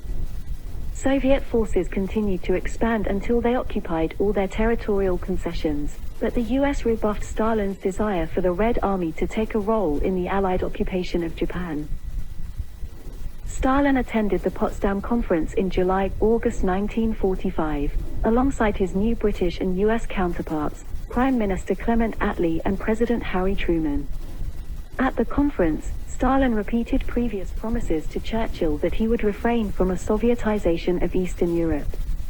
Stalin pushed for reparations from Germany without regard to the base minimum supply for German citizens' survival, which worried Truman and Churchill, who thought that Germany would become a financial burden for Western powers. He also pushed for war booty, which would permit the Soviet Union to directly seize property from conquered nations without quantitative or qualitative limitation, and a clause was added permitting this to occur with some limitations. Germany was divided into 4 zones: Soviet, US, British, and French, with Berlin itself, located within the Soviet area, also subdivided thusly. After the war, Stalin was, according to Service, at the apex of his career. Within the Soviet Union he was widely regarded as the embodiment of victory and patriotism. His armies controlled Central and Eastern Europe up to the River Elbe. In June 1945, Stalin adopted the title of Generalissimus, and stood atop Lenin's mausoleum to watch a celebratory parade led by Zhukov through Red Square. At a banquet held for army commanders, he described the Russian people as the outstanding nation and leading force within the Soviet Union, the first time that he had unequivocally endorsed the Russians over other Soviet nationalities. In 1946, the state published Stalin's collected works. In 1947, it brought out a second edition of his official biography, which eulogized him to a greater extent than its predecessor. He was quoted in Pravda on a daily basis, and pictures of him remained pervasive on the walls of workplaces and homes. Despite his strengthened international position, Stalin was cautious about internal dissent and desire for change among the population. He was also concerned about his returning armies, who had been exposed to a wide range of consumer goods in Germany, much of which they had looted and brought back with them. In this he recalled the 1825 Decembrist revolt by Russian soldiers returning from having defeated France in the Napoleonic Wars. He ensured that returning Soviet prisoners of war went through filtration camps as they arrived in the Soviet Union, in which 2,775,700 were interrogated to determine if they were traitors. About half were then imprisoned in labor camps. In the Baltic states, where there was much opposition to Soviet rule, the Kulakization and declericalization programs were initiated, resulting in 142,000 deportations between 1945 and 1949. The Gulag system of labor camps was expanded further. By January 1953, 3% of the Soviet population was imprisoned or in internal exile, with 2.8 million in special settlements in isolated areas and another 2.5 million in camps, penal colonies, and prisons. The NKVD were ordered to catalogue the scale of destruction during the war. It was established that 1,710 Soviet towns and 70,000 villages had been destroyed. The NKVD recorded that between 26 and 27 million Soviet citizens had been killed, with millions more being wounded, malnourished, or orphaned. In the war's aftermath, some of Stalin's associates suggested modifications to government policy. Post-war Soviet society was more tolerant than its pre-war phase in various respects. Stalin allowed the Russian Orthodox Church to retain the churches it had opened during the war. Academia and the arts were also allowed greater freedom than they had prior to 1941.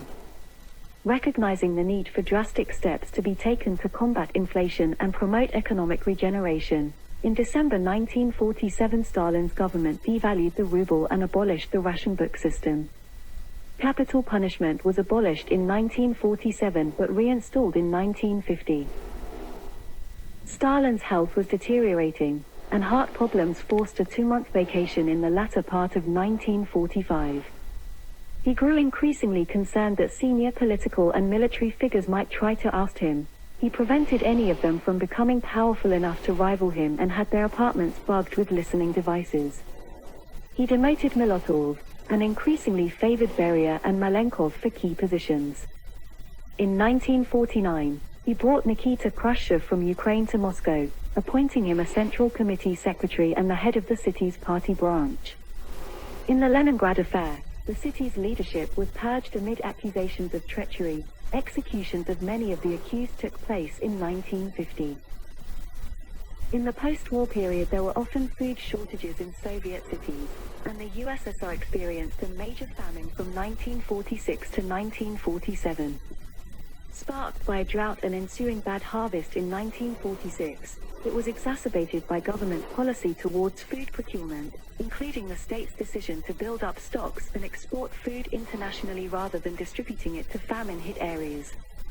Current estimates indicate that between 1 million and 1.5 million people died from malnutrition or disease as a result.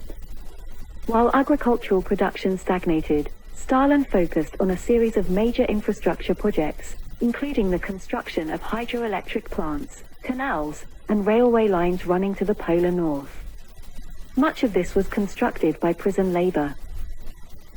Stalin held his 71st birthday celebration with Mao Zedong, Nikolai Bulganin, Walter Ulbricht, and Yumjagian Sedenbal. In the aftermath of the Second World War, the British Empire declined, leaving the US and USSR as the dominant world powers. Tensions among these former allies grew, resulting in the Cold War. Although Stalin publicly described the British and US governments as aggressive, he thought it unlikely that a war with them would be imminent, believing that several decades of peace was likely. He nevertheless secretly intensified Soviet research into nuclear weaponry, intent on creating an atom bomb.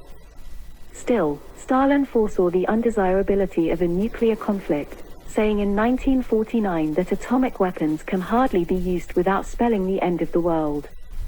He personally took a keen interest in the development of the weapon. In August 1949, the bomb was successfully tested in the deserts outside Semipalatinsk in Kazakhstan. Stalin also initiated a new military buildup. The Soviet army was expanded from 2.9 million soldiers, as it stood in 1949, to 5.8 million by 1953.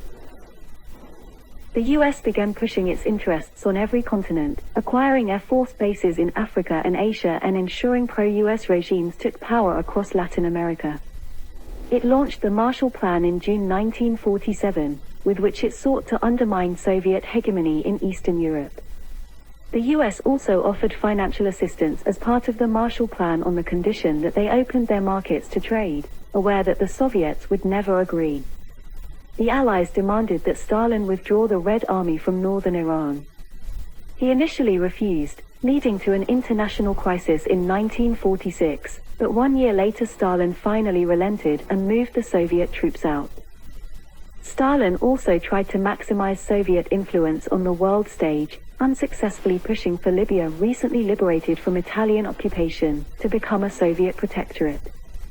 He sent Molotov as his representative to San Francisco to take part in negotiations to form the United Nations, insisting that the Soviets have a place on the Security Council.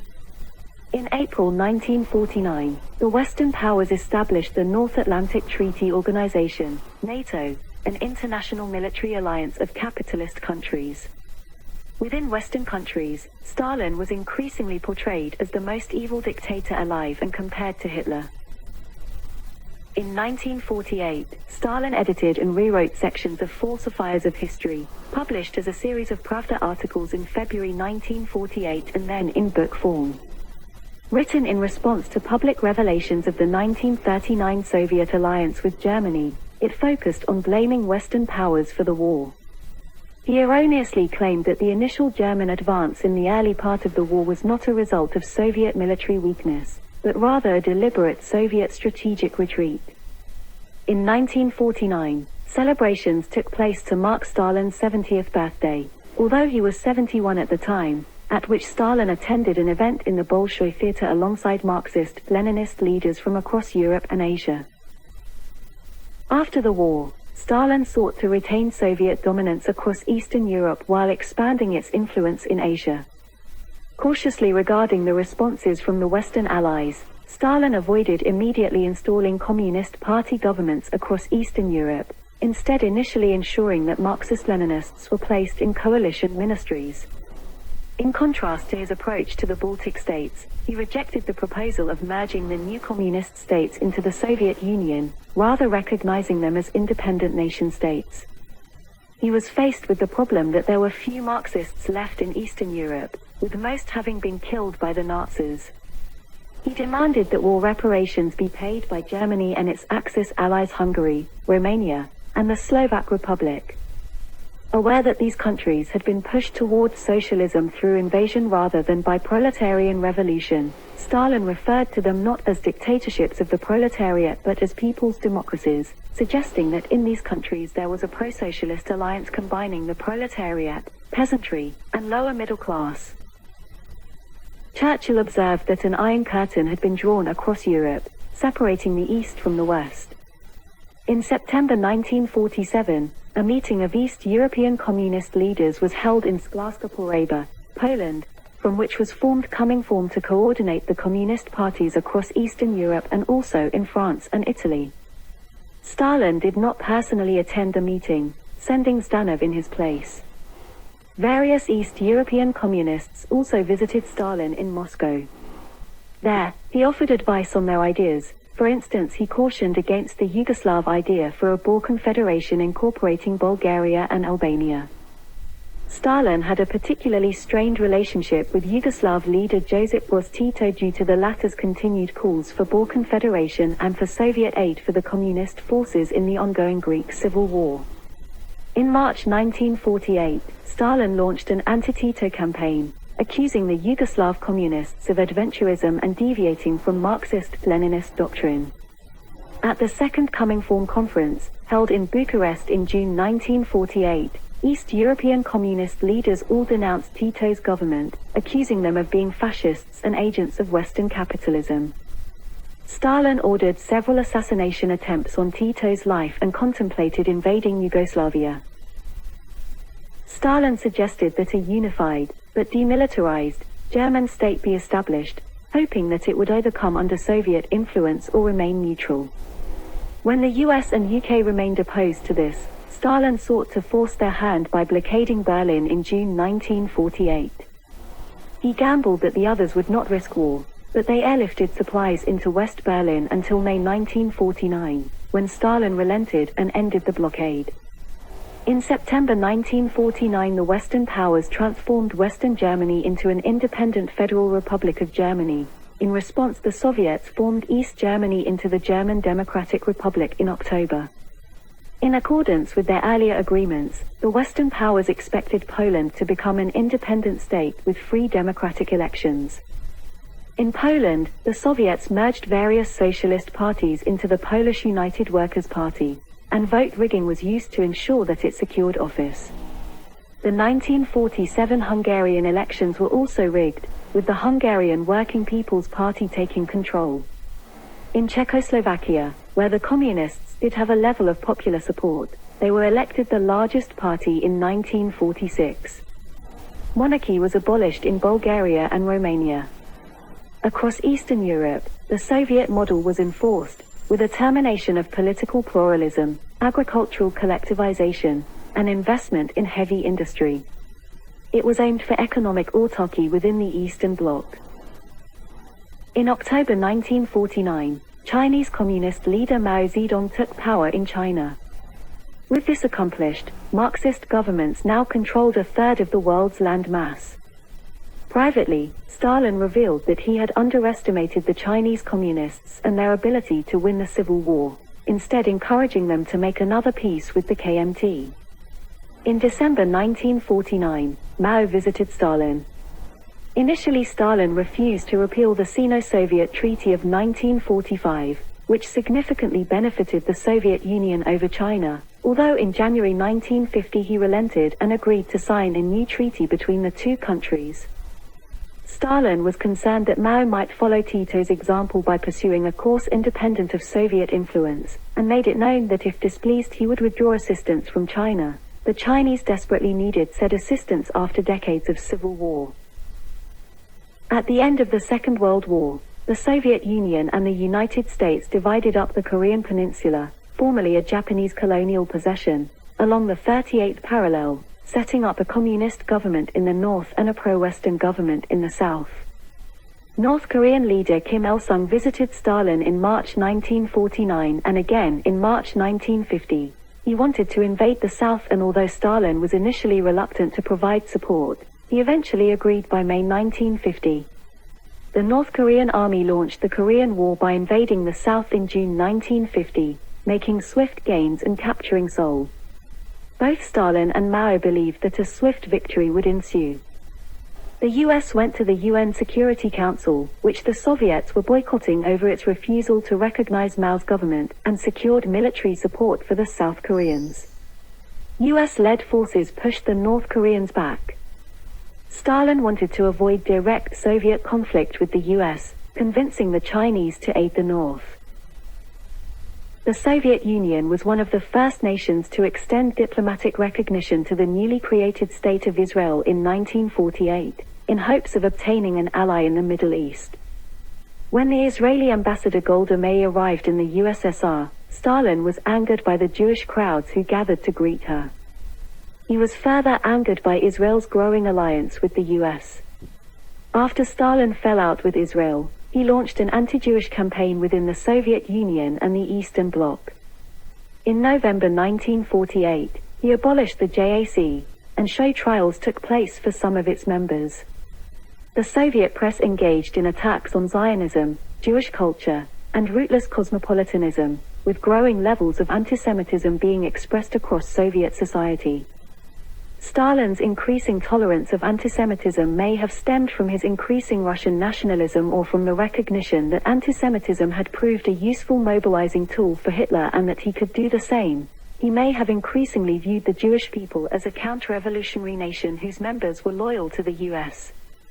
There were rumors, although they have never been substantiated, that Stalin was planning on deporting all Soviet Jews to the Jewish Autonomous Region in Birobidzhan, eastern Siberia. In his later years, Stalin was in poor health. He took increasingly long holidays. In 1950 and again in 1951 he spent almost 5 months vacationing at his Abkhazian dacha. Stalin nevertheless mistrusted his doctors. In January 1952 he had one imprisoned after they suggested that he should retire to improve his health. In September 1952, several Kremlin doctors were arrested for allegedly plotting to kill senior politicians in what came to be known as the Doctors' Plot. The majority of the accused were Jewish. He instructed the arrested doctors to be tortured to ensure confession. In November, the Slansky trial took place in Czechoslovakia as 13 senior Communist Party figures, 11 of them Jewish, were accused and convicted of being part of a vast Zionist American conspiracy to subvert Eastern Bloc governments. That same month, a much publicized trial of accused Jewish industrial wreckers took place in Ukraine. In 1951, he initiated the Mingrelian Affair, a purge of the Georgian branch of the Communist Party which resulted in over 11,000 deportations. From 1946 until his death, Stalin only gave 3 public speeches, 2 of which lasted only a few minutes. The amount of written material that he produced also declined. In 1950, Stalin issued the article Marxism and Problems of Linguistics, which reflected his interest in questions of Russian nationhood.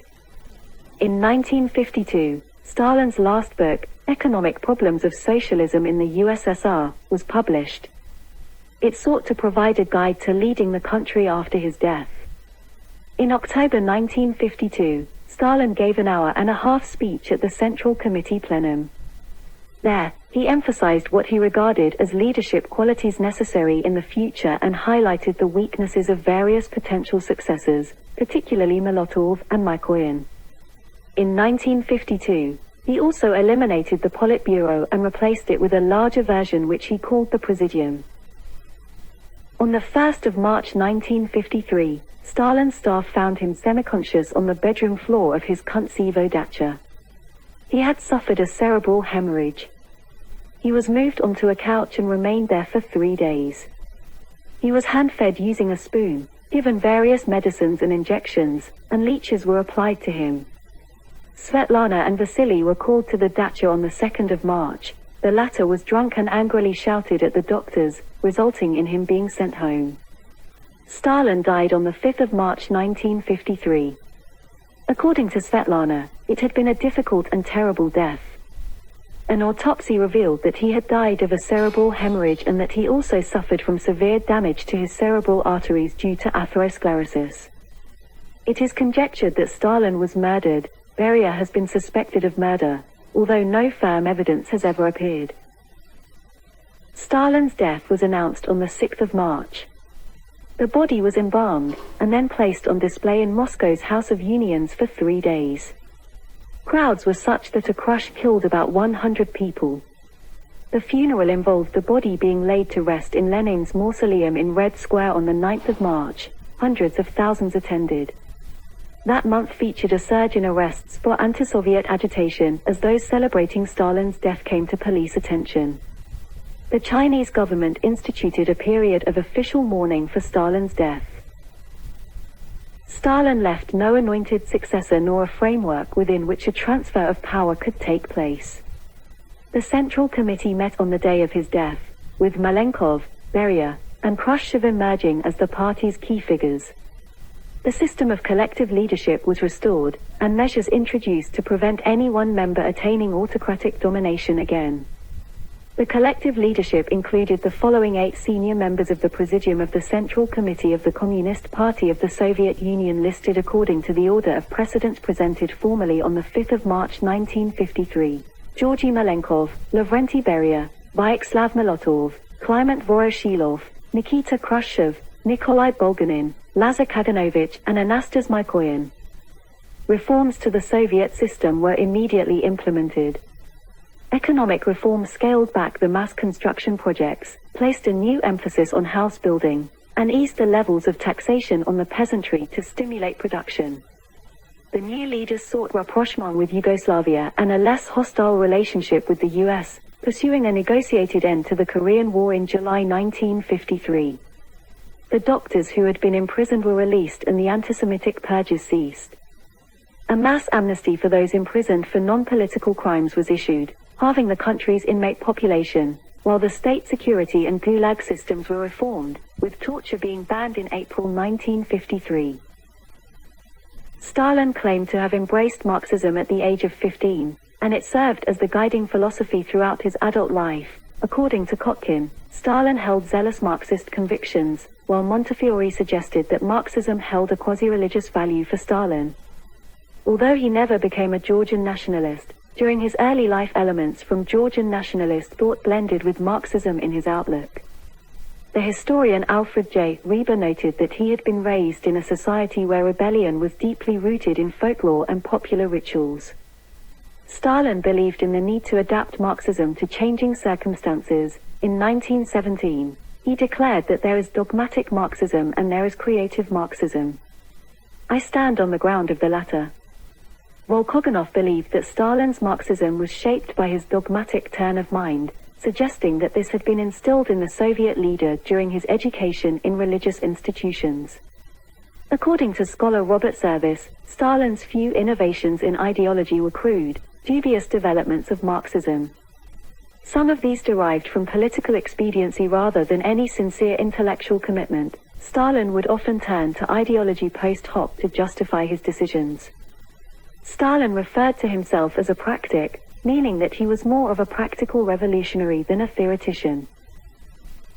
As a Marxist and an extreme anti-capitalist, Stalin believed in an inevitable class war between the world's proletariat and bourgeoisie. He believed that the working classes would prove successful in this struggle and would establish a dictatorship of the proletariat, regarding the Soviet Union as an example of such a state. He also believed that this proletarian state would need to introduce repressive measures against foreign and domestic enemies to ensure the full crushing of the propertied classes, and thus the class war would intensify with the advance of socialism. As a propaganda tool, the shaming of enemies explained all inadequate economic and political outcomes, the hardships endured by the populace, and military failures. The new state would then be able to ensure that all citizens had access to work, food, shelter, healthcare, and education, with the wastefulness of capitalism eliminated by a new, standardized economic system. According to Sandel, Stalin was committed to the creation of a society that was industrialized, collectivized, centrally planned, and technologically advanced. Stalin adhered to the Leninist variant of Marxism. In his book, Foundations of Leninism, he stated that Leninism is the Marxism of the epoch of imperialism and of the proletarian revolution. He claimed to be a loyal Leninist, although was, according to Service, not a blindly obedient Leninist. Stalin respected Lenin, but not uncritically, and spoke out when he believed that Lenin was wrong. During the period of his revolutionary activity, Stalin regarded some of Lenin's views and actions as being the self-indulgent activities of a spoiled émigré, deeming them counterproductive for those Bolshevik activists based within the Russian Empire itself. After the October Revolution, they continued to have differences. Whereas Lenin believed that all countries across Europe and Asia would readily unite as a single state following proletariat revolution, Stalin argued that national pride would prevent this, and that different socialist states would have to be formed. In his view, a country like Germany would not readily submit to being part of a Russian-dominated federal state. Stalin biographer Oleg Khlevniuk nevertheless believed that the pair developed a strong bond over the years, while Kotkin suggested that Stalin's friendship with Lenin was the single most important relationship in Stalin's life. After Lenin's death, Stalin relied heavily on Lenin's writings, far more so than those of Marx and Engels, to guide him in the affairs of state. Stalin adopted the Leninist view on the need for a revolutionary vanguard who could lead the proletariat rather than being led by them. Leading this vanguard, he believed that the Soviet peoples needed a strong, central figure akin to a Tsar whom they could rally around. In his words, the people need a Tsar, whom they can worship and for whom they can live and work. He read about, and admired, two Tsars in particular, Ivan the Terrible and Peter the Great. In the personality cult constructed around him, he was known as the Vozd, an equivalent to the Italian Deuce and German Führer. Stalinism was a development of Leninism, and while Stalin avoided using the term Marxism-Leninism-Stalinism, he allowed others to do so. Following Lenin's death, Stalin contributed to the theoretical debates within the Communist Party, namely by developing the idea of socialism in one country. This concept was intricately linked to factional struggles within the party, particularly against Trotsky. He first developed the idea in December 1924 and elaborated upon in his writings of 1925–26. Stalin's doctrine held that socialism could be completed in Russia but that its final victory there could not be guaranteed because of the threat from capitalist intervention. For this reason, he retained the Leninist view that world revolution was still a necessity to ensure the ultimate victory of socialism. Although retaining the Marxist belief that the state would wither away as socialism transformed into pure communism, he believed that the Soviet state would remain until the final defeat of international capitalism. This concept synthesized Marxist and Leninist ideas with nationalist ideals, and served to discredit Trotsky, who promoted the idea of permanent revolution, by presenting the latter as a defeatist with little faith in Russian workers' abilities to construct socialism. Stalin viewed nations as contingent entities which were formed by capitalism and could merge into others. Ultimately, he believed that all nations would merge into a single, global human community, and regarded all nations as inherently equal. In his work, he stated that the right of secession should be offered to the ethnic minorities of the Russian Empire, but that they should not be encouraged to take that option. He was of the view that if they became fully autonomous, then they would end up being controlled by the most reactionary elements of their community. As an example, he cited the largely illiterate Tatars, whom he claimed would end up dominated by their mullahs. Stalin argued that the Jews possessed a national character but were not a nation and were thus unassimilable. He argued that Jewish nationalism, particularly Zionism, was hostile to socialism. According to Klevniuk, Stalin reconciled Marxism with great power imperialism and therefore expansion of the empire makes him a worthy to the Russian Tsars. Service argued that Stalin's Marxism was imbued with a great deal of Russian nationalism. According to Montefiore, Stalin's embrace of the Russian nation was pragmatic. As the Russians were the core of the population of the USSR, it was not a rejection of his Georgian origins. Stalin's push for Soviet westward expansion into Eastern Europe resulted in accusations of Russian imperialism. Ethnically Georgian, Stalin grew up speaking the Georgian language, and did not begin learning Russian until the age of 8 or 9. It has been argued that his ancestry was Ossetian, because his genetic haplotype, G2AZ6653, is considered typical of the Ossetians, but he never acknowledged an Ossetian identity. He remained proud of his Georgian identity, and throughout his life retained a heavy Georgian accent when speaking Russian. According to Montefiore, despite Stalin's affinity for Russia and Russians, he remained profoundly Georgian in his lifestyle and personality. Stalin's colleagues described him as Asiatic, and he once told a Japanese journalist that I am not a European man, but an Asian, a Russified Georgian. Service also noted that Stalin would never be Russian, could not credibly pass as one, and never tried to pretend that he was. Montefiore was of the view that after 1917, Stalin became quadranational, Georgian by nationality, Russian by loyalty, internationalist by ideology, Soviet by citizenship. Stalin had a soft voice, and when speaking Russian did so slowly, carefully choosing his phrasing. In private he often used coarse language and profanity, although avoided doing so in public. Described as a poor orator, according to Volkogonov, Stalin's speaking style was simple and clear, without flights of fancy, catchy phrases, or platform histrionics. He rarely spoke before large audiences, and preferred to express himself in written form.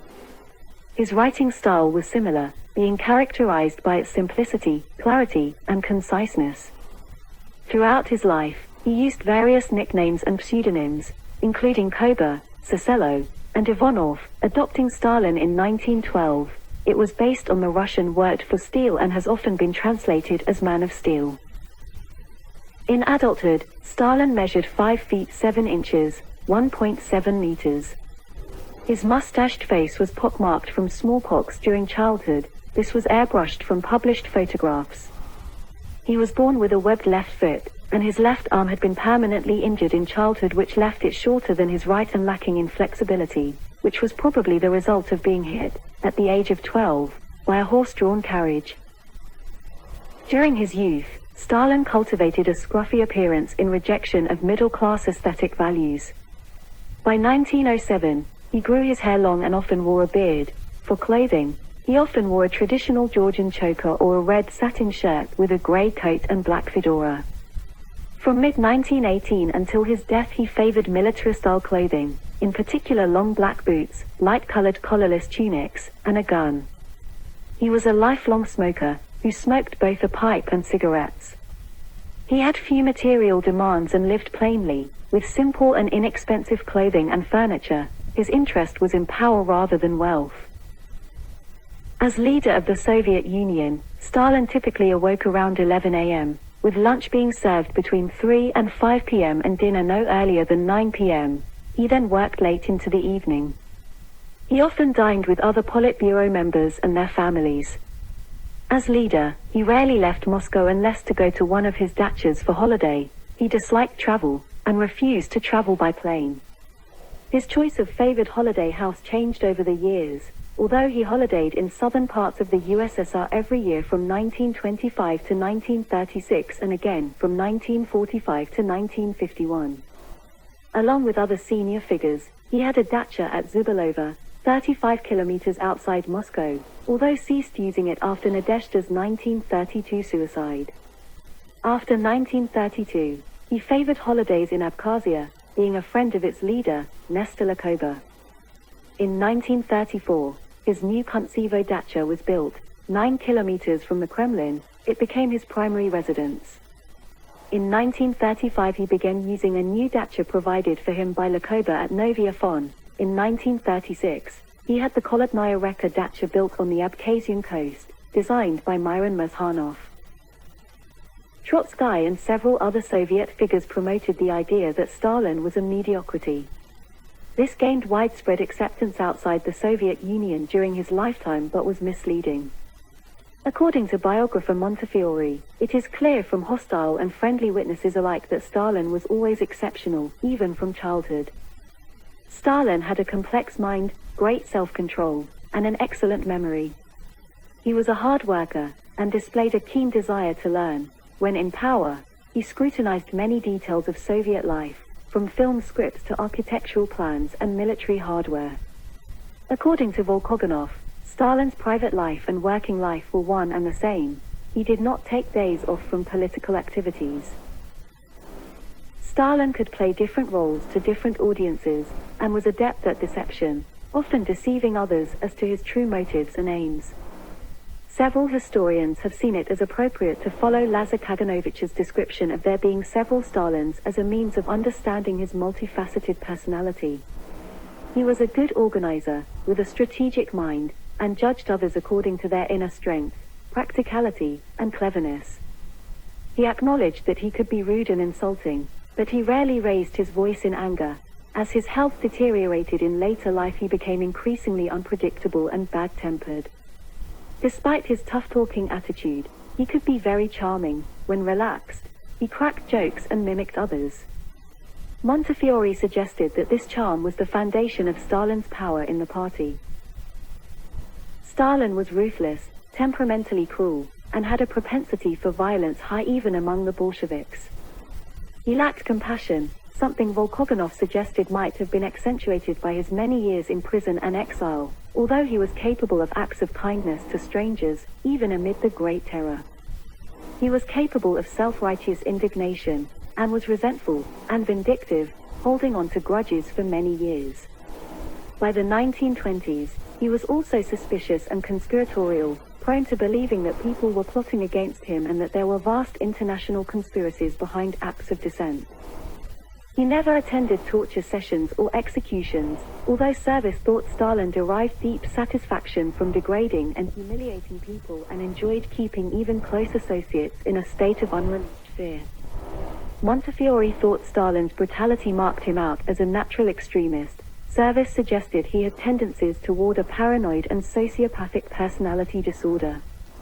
According to historian Jeffrey Roberts, Stalin wasn't a psychopath. He was instead an emotionally intelligent and feeling intellectual. Other historians linked his brutality not to any personality trait, but to his unwavering commitment to the survival of the Soviet Union and the international Marxist-Leninist cause. Keenly interested in the arts, Stalin admired artistic talent. He protected several Soviet writers from arrest and prosecution, such as Mikhail Bulgakov, even when their work was labeled harmful to his regime.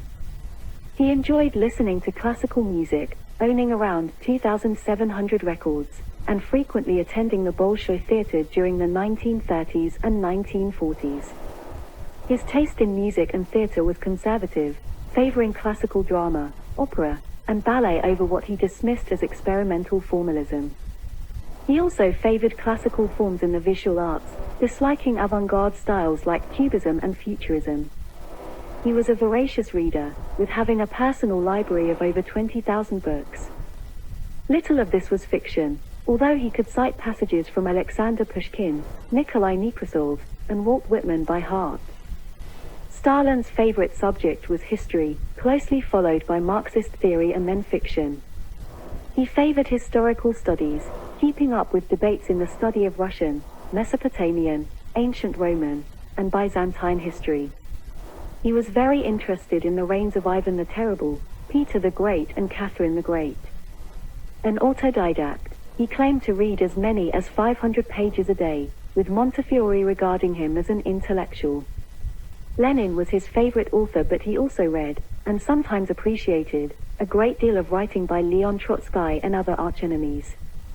Like all Bolshevik leaders, Stalin believed that reading could help transform not just people's ideas and consciousness, but human nature itself.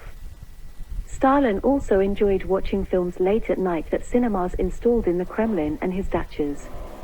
He favored the Western genre. His favorite film was the 1938 picture Volga Volga. Stalin was a keen and accomplished billiards player, and collected watches. He also enjoyed practical jokes. For instance, he would place a tomato on the seat of Politburo members and wait for them to sit on it. When at social events, he encouraged singing, as well as alcohol consumption. He hoped that others would drunkenly reveal their secrets to him. As an infant, Stalin displayed a love of flowers, and later in life he became a keen gardener. His Volensko suburb had a 20-hectare, 50-acre, park, with Stalin devoting much attention to its agricultural activities. Stalin publicly condemned antisemitism, although he was repeatedly accused of it. People who knew him, such as Khrushchev, suggested he long harbored negative sentiments toward Jews, and anti-Semitic trends in his policies were further fueled by Stalin's struggle against Trotsky. After Stalin's death, Khrushchev claimed that Stalin encouraged him to incite anti-Semitism in Ukraine, allegedly telling him that the good workers at the factory should be given clubs so they can beat the hell out of those Jews. In 1946, Stalin allegedly said privately that every Jew is a potential spy. Conquest stated that although Stalin had Jewish associates, he promoted anti-Semitism. Service cautioned that there was no irrefutable evidence of anti-Semitism in Stalin's published work, although his private statements and public actions were undeniably reminiscent of crude antagonism towards Jews. He added that throughout Stalin's lifetime, the Georgian would be the friend, associate or leader of countless individual Jews. According to Beria, Stalin had affairs with several Jewish women. Friendship was important to Stalin, and he used it to gain and maintain power. Kotkin observed that Stalin generally gravitated to people like himself, parvenu intelligentsia of humble background. He gave nicknames to his favorites, for instance referring to Yeshev as my Blackberry. Stalin was sociable and enjoyed a joke. According to Montefiore, Stalin's friendships meandered between love, admiration, and venomous jealousy. While head of the Soviet Union, he remained in contact with many of his old friends in Georgia, sending them letters and gifts of money. According to Montefiore, in his early life Stalin rarely seems to have been without a girlfriend. Stalin was sexually promiscuous, although he rarely talked about his sex life. Montefiore noted that Stalin's favored types were young, malleable teenagers or buxom peasant women, who would be supportive and unchallenging toward him. According to Service, Stalin regarded women as a resource for sexual gratification and domestic comfort. Stalin married twice and had several offspring. Stalin married his first wife, Ekaterina Svanidze, in 1906. According to Montefiore, theirs was a true love match. Volkogonov suggested that she was probably the one human being he had really loved. When she died, Stalin said, "This creature softened my heart of stone." They had a son, Yakov, who often frustrated and annoyed Stalin. Yakov had a daughter, Galina, before fighting for the Red Army in the Second World War. He was captured by the German army and then committed suicide. Stalin's second wife was Nadezhda Allalieva. Theirs was not an easy relationship, and they often fought. They had two biological children, a son, Vasily, and a daughter, Svetlana, and adopted another son, Artyom Sergeyev, in 1921. During his marriage to Nadezhda, Stalin had affairs with many other women, most of whom were fellow revolutionaries or their wives. Nadezhda suspected that this was the case, and committed suicide in 1932. Stalin regarded Vasily as spoiled and often chastised his behavior. As Stalin's son, Vasily nevertheless was swiftly promoted through the ranks of the Red Army and allowed a lavish lifestyle. Conversely, Stalin had an affectionate relationship with Svetlana during her childhood, and was also very fond of Artyom. In later life, he disapproved of Svetlana's various suitors and husbands, putting a strain on his relationship with her. After the Second World War, he made little time for his children, and his family played a decreasingly important role in his life. After Stalin's death, Svetlana changed her surname from Stalin to Allalieva, and defected to the US. After Nadezhda's death, Stalin became increasingly close to his sister-in-law Genia Allalieva. Montefiore believed that they were probably lovers. There are unproven rumors that from 1934 onward he had a relationship with his housekeeper Valentina Istomina. Stalin had at least 2 illegitimate children, although he never recognized them as being his.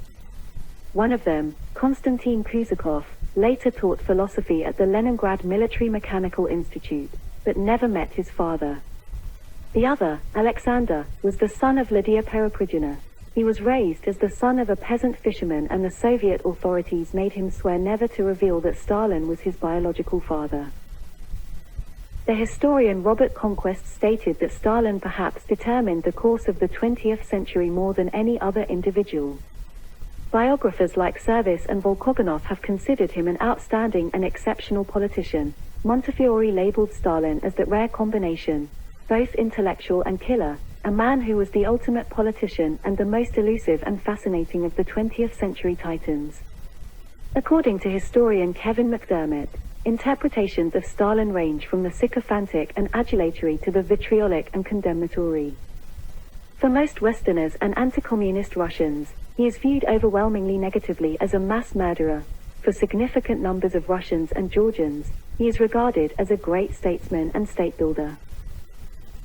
Stalin strengthened and stabilized the Soviet Union. Service suggested that the country might have collapsed long before 1991 without Stalin. In under 3 decades, Stalin transformed the Soviet Union into a major industrial world power, one which could claim impressive achievements in terms of urbanization, military strength, education, and Soviet pride. Under his rule, the average Soviet life expectancy grew due to improved living conditions, nutrition, and medical care, as mortality rates also declined. Although millions of Soviet citizens despised him, support for Stalin was nevertheless widespread throughout Soviet society. Stalin's necessity for Soviet Union's economic development has been questioned, with it being argued that Stalin's policies from 1928 on may have only been a limiting factor. Stalin's Soviet Union has been characterized as a totalitarian state, with Stalin its authoritarian leader. Various biographers have described him as a dictator, an autocrat, or accused him of practicing Caesarism.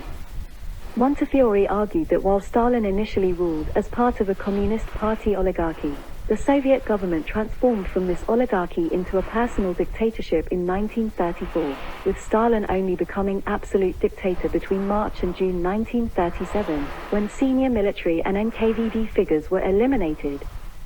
According to Kotkin, Stalin built a personal dictatorship within the Bolshevik dictatorship. In both the Soviet Union and elsewhere, he came to be portrayed as an Oriental despot. Dmitry Volkogonov characterized him as one of the most powerful figures in human history. McDermott stated that Stalin had concentrated unprecedented political authority in his hands. Service stated that Stalin had come closer to personal despotism than almost any monarch in history by the late 1930s.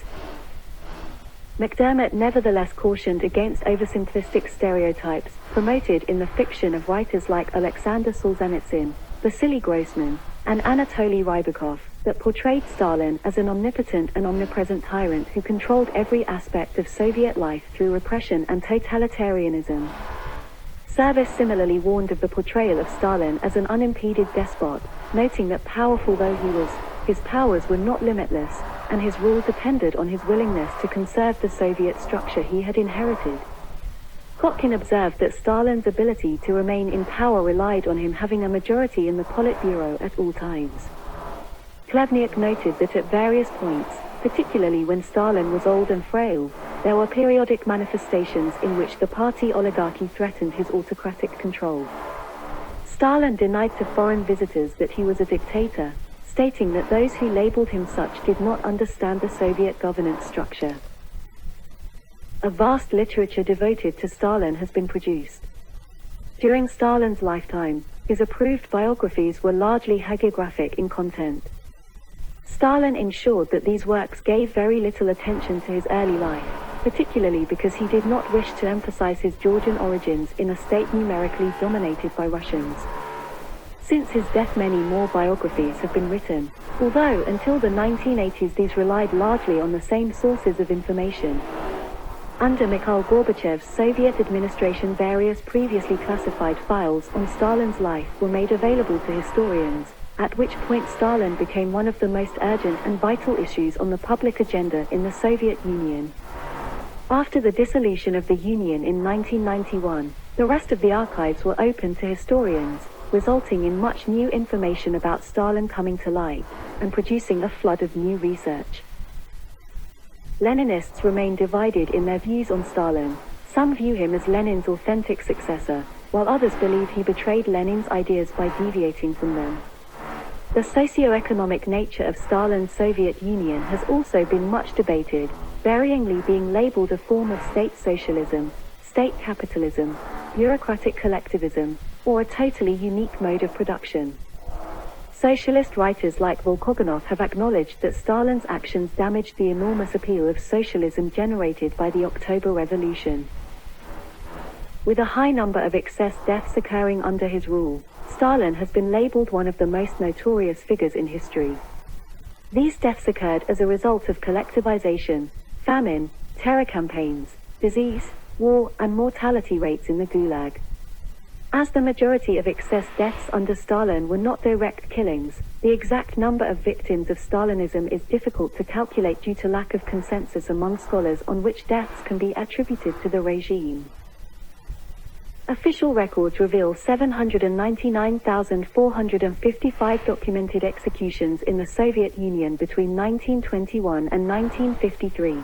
681,692 of these were carried out between 1937 and 1938. the years of the Great Purge. According to Michael Ellman, the best modern estimate for the number of repression deaths during the Great Purge is 950,000 to 1.2 million, which includes executions, deaths in detention, or soon after their release. In addition, while archival data shows that 1,053,829 perished in the Gulag from 1934 to 1953, the current historical consensus is that of the 18 million people who passed through the Gulag system from 1930 to 1953, between 1.5 and 1.7 million died as a result of their incarceration. Historian and archival researcher Stephen G. Wheatcroft and Michael Ellman attribute roughly 3 million deaths to the Stalinist regime, including executions and deaths from criminal negligence. Wheatcroft and historian W. Davies estimate famine deaths at 5.5 to 6.5 million, while scholar Stephen Rosefield gives a number of 8.7 million. In 2011, historian Timothy D. Snyder in 2011 summarized modern data made after the opening of the Soviet archives in the 1990s and states that Stalin's regime was responsible for 9 million deaths, with 6 million of these being deliberate killings. He further states the estimate is far lower than the estimates of 20 million or above which were made before access to the archives. Historians continue to debate whether or not the 1932-33 Ukrainian famine, known in Ukraine as the Holodomor, should be called a genocide. 26 countries officially recognize it under the legal definition of genocide. In 2006, the Ukrainian parliament declared it to be such, and in 2010 a Ukrainian court posthumously convicted Stalin, Lazar Kadanovich, Stanislav Kozha, and other Soviet leaders of genocide. Popular among some Ukrainian nationalists is the idea that Stalin consciously organized the famine to suppress national desires among the Ukrainian people. This interpretation has been disputed by more recent historical studies. These have articulated the view that while Stalin's policies contributed significantly to the high mortality rate, there is no evidence that Stalin or the Soviet government consciously engineered the famine. The idea that this was a targeted attack on the Ukrainians is complicated by the widespread suffering that also affected other Soviet peoples in the famine, including the Russians. Within Ukraine, ethnic Poles and Bulgarians died in similar proportions to ethnic Ukrainians. Despite any lack of clear intent on Stalin's part, the historian Norman Naimark noted that although there may not be sufficient evidence to convict him in an international court of justice as a genocider, that does not mean that the event itself cannot be judged as genocide. Shortly after his death, the Soviet Union went through a period of de-Stalinization. Malenkov denounced the Stalin personality cult, which was subsequently criticized in Pravda. In 1956, Khrushchev gave his secret speech, titled On the Cult of Personality and Its Consequences, to a closed session of the party's 20th Congress. There, Khrushchev denounced Stalin for both his mass repression and his personality cult. He repeated these denunciations at the 22nd Party Congress in October 1962. In October 1961, Stalin's body was removed from the mausoleum and buried in the Kremlin Wall necropolis, the location marked by a bust. Stalingrad was renamed Volgograd. Khrushchev's de-Stalinization process in Soviet society ended when he was replaced as leader by Leonid Brezhnev in 1964. The latter introduced a level of re-Stalinization within the Soviet Union.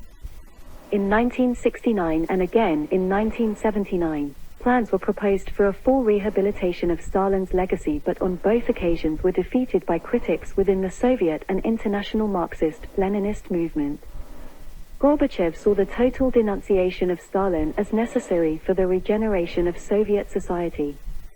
After the fall of the Soviet Union in 1991, the first president of the new Russian Federation, Boris Yeltsin, continued Gorbachev's denunciation of Stalin but added to it a denunciation of Lenin. His successor Vladimir Putin did not seek to rehabilitate Stalin but emphasized the celebration of Soviet achievements under Stalin's leadership rather than the Stalinist repressions.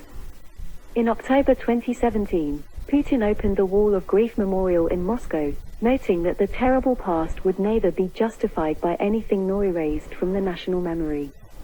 Amid the social and economic turmoil of the post-Soviet period, many Russians viewed Stalin as having overseen an era of order, predictability, and pride. He remains a revered figure among many Russian nationalists, who feel nostalgic about the Soviet victory over Nazi Germany in World War II, and he is regularly invoked approvingly within both Russia's far left and far right. Polling by the Levada Center suggests Stalin's popularity has grown since 2015, with 46% of Russians expressing a favorable view of him in 2017 and 51% in 2019. The center, in 2019, reports that around 70% of Russians believe that Stalin played a positive role in their homeland.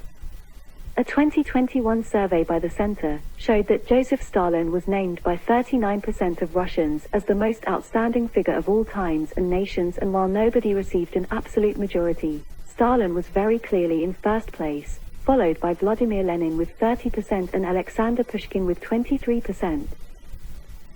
The only part of the former Soviet Union where admiration for Stalin has remained consistently widespread is Georgia, although Georgian attitude has been very divided. A number of Georgians resent criticism of Stalin, the most famous figure from their nation's modern history.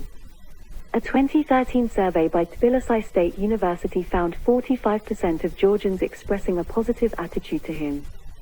A 2017 Pew Research survey had 57% of Georgians saying he played a positive role in history, compared to 18% of those expressing the same for Mikhail Gorbachev. Some positive sentiment can also be found elsewhere in the former Soviet Union. A 2012 survey commissioned by the Carnegie Endowment found 38% of Armenians concurring that their country will always have need of a leader like Stalin. In early 2010, a new monument to Stalin was erected in Zaporizhia, Ukraine.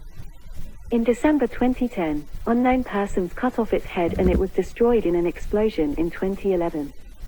In a 2016 Kiev International Institute of Sociology poll, 38% of respondents had a negative attitude to Stalin, 26% a neutral one and 17% a positive, with 19% refusing to answer.